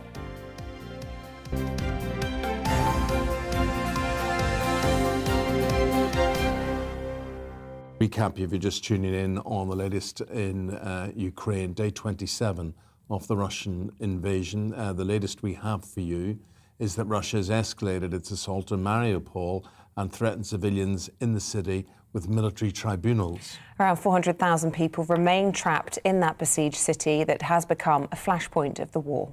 Speaking in London yesterday with Defence Secretary Ben Wallace, the Ukrainian Defence Minister Oleksiy Reznikov said that hundreds of thousands of civilians have been trapped in the city without food, water, light or air for weeks. He also warned that Moscow will go further and that several Ukrainian cities had already been wiped off the face of the earth. Now, all of this comes as civilian casualties continue to rise. It's the result of intensifying Russian shelling of Kyiv, which has rocked the capital for days. The UN Human Rights Office estimates that almost 1,000 civilians have died in the war so far, including 75 children. Kherson is occupied. These pictures from there, Russia's been accused of firing on peaceful protesters. Footage also shows explosions caused by the use of stun grenades on the protesters. Russia has denied targeting civilians. Amid all the bloodshed, the Ukrainian president has hinted that any compromises with Russia to end the war will be put to his people in a referendum. He also insisted that any negotiation to end the war must include a face-to-face meeting with Vladimir Putin. Well, let's bring in security specialist Will Geddes, joins us in the studio. Very good morning to you. You'll have been in the building when we were interviewing the former Prime Minister of Ukraine around an hour ago. He was really interesting. He was saying that, he didn't accept this argument put forward by NATO and the West that a no-fly zone would lead to World War III. As far as he's concerned, it's just based on fear, and that this is the same fear that the West showed when the Germans invaded Poland, that we're afraid of Hitler. Do you think some people will be persuaded by hearing this continual message from Zelensky, from indeed the former Prime Minister, that, this no-fly zone would be a really easy solution to this? I don't think it's an easy solution in any shape or form, Isabel. It sounds like an easy solution, but it has so many complexities to it. The first of which is Vladimir Putin has made a very key statement at the very beginning that any engagement by external forces of Ukraine in support of Ukraine could potentially precipitate a nuclear attack. And we heard President Biden say last night that he has every bit of intelligence that the Russian forces are going to use potentially biological weapons, chemical weapons, and that could extend to nuclear. The second issue is in terms of no-fly zones. They're not as effective as one might imagine. The US and NATO have fifth-generation fighter planes. They would be up against some very sophisticated surface-to-air defences that the Russians have in place. So that would mean that there's a high cost of possible shoot-downs of jet fighters. The second thing is the fact that no-fly zones create this full sense of security. There are various humanitarian corridors which are being set up for refugees to escape out of the country. And yet, with the Russian positions, these could be around those humanitarian corridors and could cause even higher humanitarian losses by their use. I mean, we look back to the Iraq War, and okay, this was a long time back. But that was certainly in the first conflict in Desert Storm, it was highly effective. The Scud missiles, which were the biggest threat back then, there were no confirmed targetings of Scud missiles. Most of those had to be done by special forces and by ground troops. Where even no-fly zones were tried to impose on the Bosnian conflict, again, the Serbian defences had very good ground-to-air missiles, and that wasn't effective. So the whole issue of a no-fly zone isn't as simplistic as one might think. Is it simplistic for the president to be calling for a referendum as regards any peace settlement? I mean, the infrastructure of the country must be ripped apart, for instance, and yet he says they will hold a referendum on anything that is decided. I think that's the best concession to end this conflict, Eamonn. I think these eastern parts of the Donbass region, Donetsk and Luhansk, that have already got a very strong pro-Russian following. There are separatists that are pro-Russian that are controlling many of those areas already and were controlling them before this conflict. I think for there not to be any more pervasive intrusion by Putin, the taking of Kiev, all that will happen is it will turn it into an insurgency. This will be a long war. Russia's been engaged in long wars before that they haven't succeeded. Afghanistan being a great case in point, where insurgency pretty much gave them a hiding and they had to turn around and head home. I mean, it'll be a long war, but I suppose the question is, what happens if no one actually tackles Putin? You know, it could eventually lead to the complete destruction of Ukraine.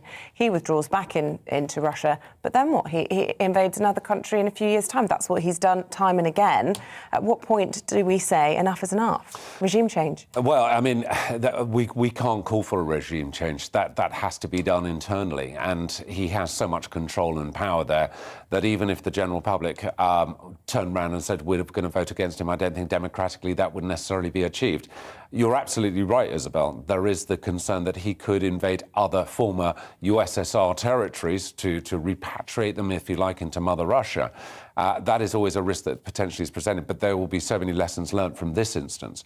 But I think for Ukraine, the only way out is to look at this referendum, to potentially annex off the Donbass region. But the biggest concern is the whole Mariupol situation, as I was mentioning earlier.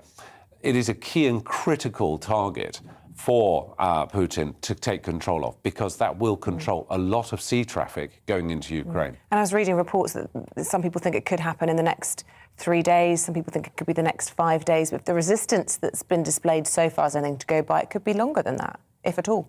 Indeed, absolutely.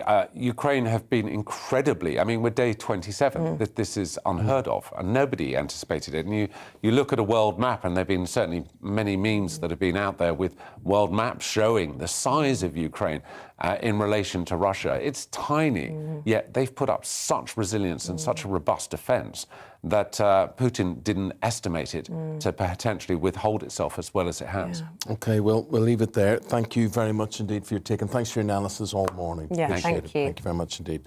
Look, with that, we'll take a break, and we're going to be talking about Nazanin Zaghari-Ratcliffe, and we're going to talk about the psychological effect of what she's been through, her and the rest of her family after 6 years in prison, with a psychologist right after this.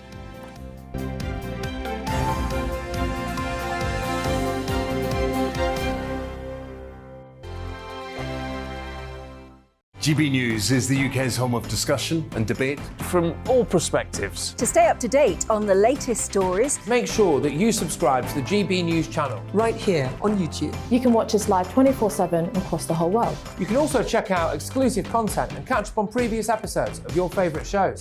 Every day, we ask the questions that you'd ask, so why not add your voice to the conversation in the comments section? Don't forget to subscribe. We are GB News, Britain's news channel.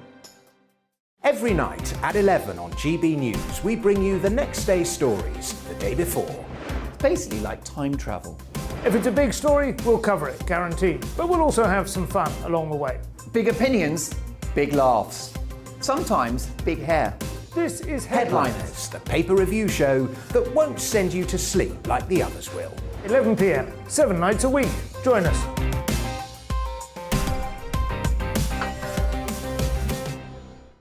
Hello there, I'm Eamonn Holmes. And I'm Isabel Webster. And we hope you can join us for Breakfast with Eamonn and Isabel. You make me laugh out loud, belly laugh. Is that important first thing in the morning? Yeah, absolutely. And there's me trying to be deadly serious. News is a serious business. Yeah, I have to rein you in sometimes. Well, it doesn't stop us laughing at it. It doesn't stop us having an opinion on what's going on. Yeah. And it certainly will not stop us reflecting what you think. Weekdays from 6 to 9:30 on GB News. I'm Dan Wootton. Join me Monday to Thursday from 9 to 11 for the feistiest and most fun news debate on TV, where free speech reigns. I'll bring you a sharp take on the day's biggest stories, bombshell newsmaker interviews, and A-list guests. And I guarantee you, no spin, no bias, no censorship, and no reason to go to bed. That's Dan Wootton Tonight, Monday to Thursdays from 9 on GB News.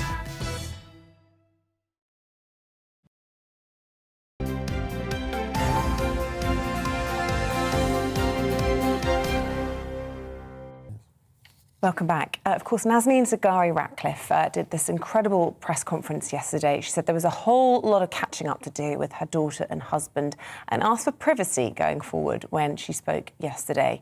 She, of course, was in jail for 6 years in Iran. What a moment that must have been, not only for her, but for her family. And whatever way she was feeling, she kept her feelings in check. She seemed very, very controlled. She said her 6-year imprisonment will always haunt her, obviously. But she's now saying, look, I want to rebuild my life. I don't want to be defined by all of this. So what we thought we would do is bring in a psychologist on this. Yeah, so Leyla Tsitsishvili joins us, a psychologist and president of the International Rehabilitation Council for Torture Victims. Very warm welcome to the programme. Gosh, so when you watched that press conference, did any alarm bells ring for you about Nazanin's welfare? Do you think that at the moment she might be in a bit of a bubble post-release? Yeah, my heart started pounding when I watched this clip now and got tears in my eyes, and also the feeling of awe towards her and her strength and resilience. However, having worked with torture survivors for over 20 years, we at the International Rehabilitation Council of Torture Victims, we know very well the ordeal, the pain, the suffering, and it's often behind this composure and strength and resilience that people go through. These memories are actually indeed haunting. There's a lot of pain. There's a lot of involuntary re-experiencing of what has happened. Permanent will to avoid any triggers and reminders of the horrible things that could happen in detention. So it's a long path. It is crucial to be in a safe and loving environment. It is crucial for the person to be allowed and given space and privacy, for the wounds to heal, and for the life to continue. It was quite obvious that Nazanin Zaghari has got a lot to say. She says it very, very well. Yet she's chosen to say, look, leave me alone, back off, give me this space. From your experience, how much space does a person need for something like this? She'll always be in demand. Mm-hmm. People will always be looking for that interview, either in print or broadcast. What do you think? She needs as much space as she chooses to have. And usually after such experiences, and it is very difficult even to phrase and express with words what people go through. when they're in detention, when they're submitted to various forms of torture. And torture, when we speak of torture, it's not necessarily physical. Psychological torture is equally, if not even more harrowing than physical torture. The uncertainty, the solitary confinement, the isolation, sensory deprivation, etc. So it is very difficult to put this experience in words.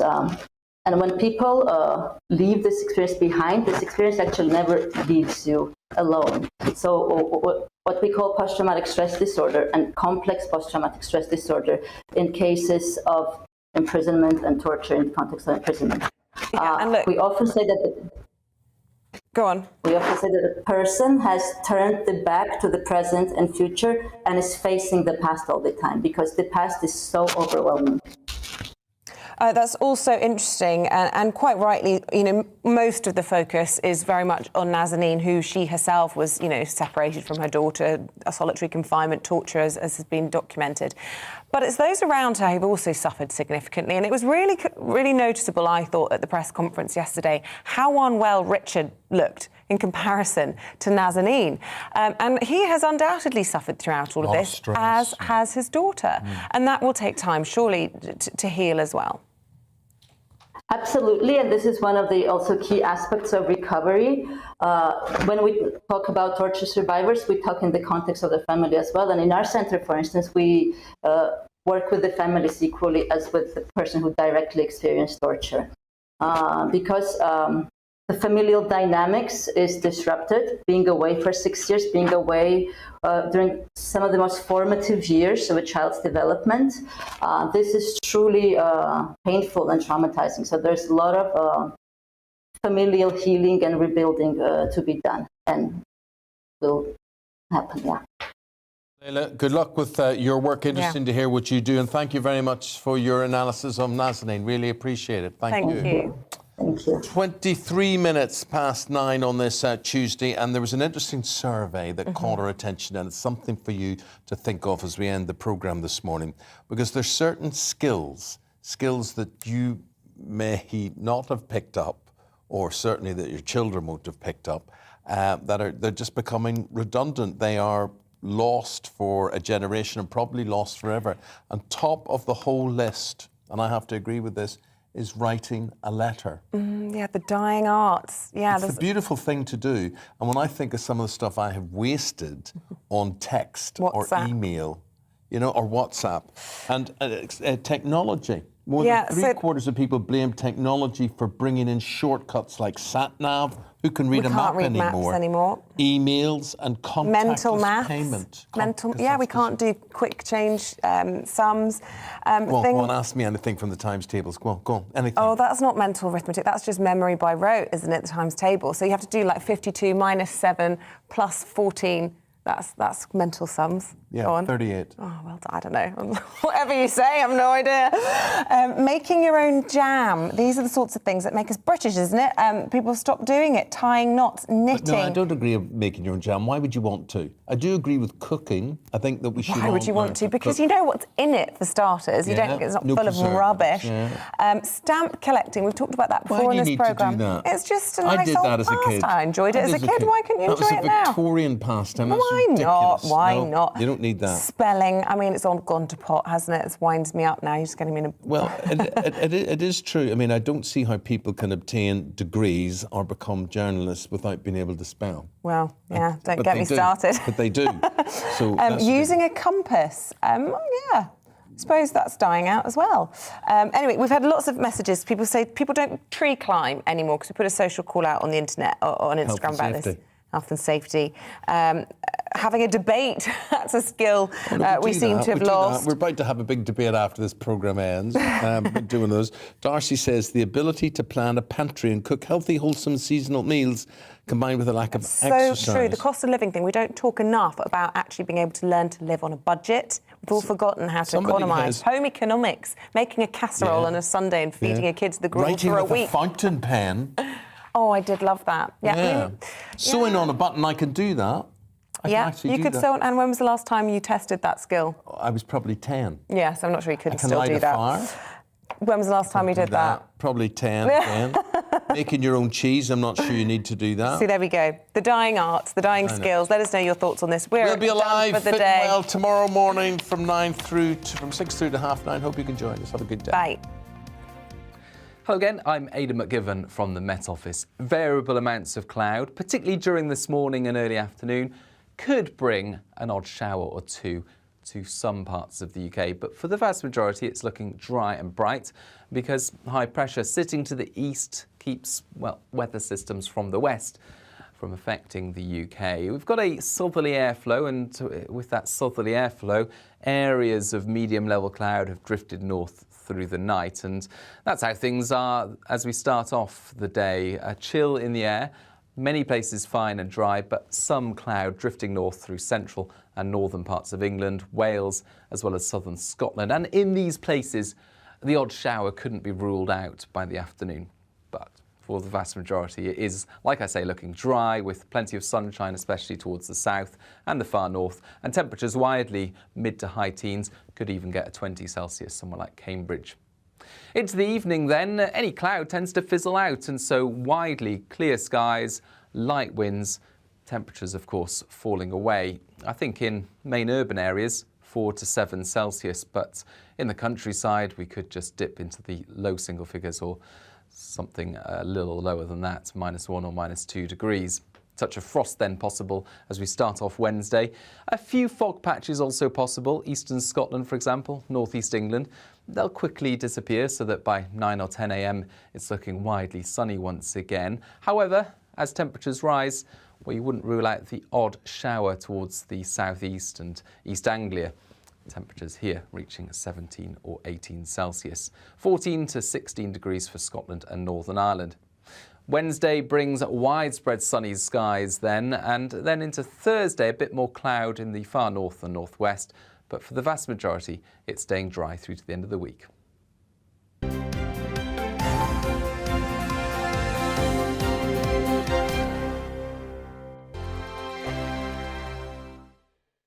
GB News is the UK's home of discussion and debate from all perspectives. To stay up to date on the latest stories, make sure that you subscribe to the GB News channel right here on YouTube. You can watch us live 24/7 across the whole world. You can also check out exclusive content and catch up on previous episodes of your favourite shows.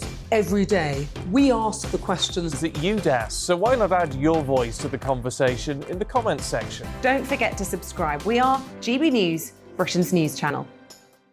Every night at 11 on GB News, we bring you the next day's stories the day before. It's basically like time travel. If it's a big story, we'll cover it, guaranteed. But we'll also have some fun along the way. Big opinions, big laughs. Sometimes big hair. This is Headliners, the paper review show that won't send you to sleep like the others will. 11 p.m, 7 nights a week. Join us.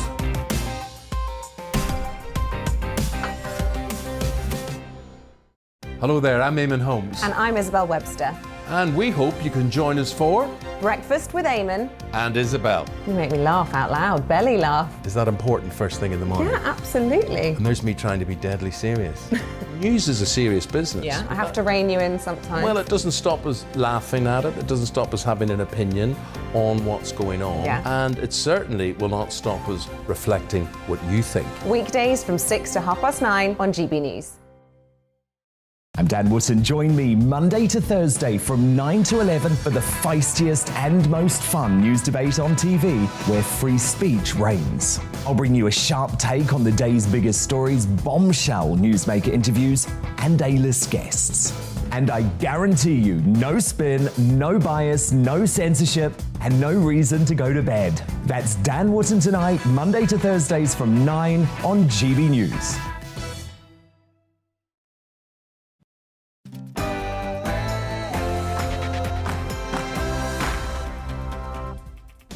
Good morning, it's 9:30 and this is The Briefing with me, Tom Harwood, on your TV and your radio.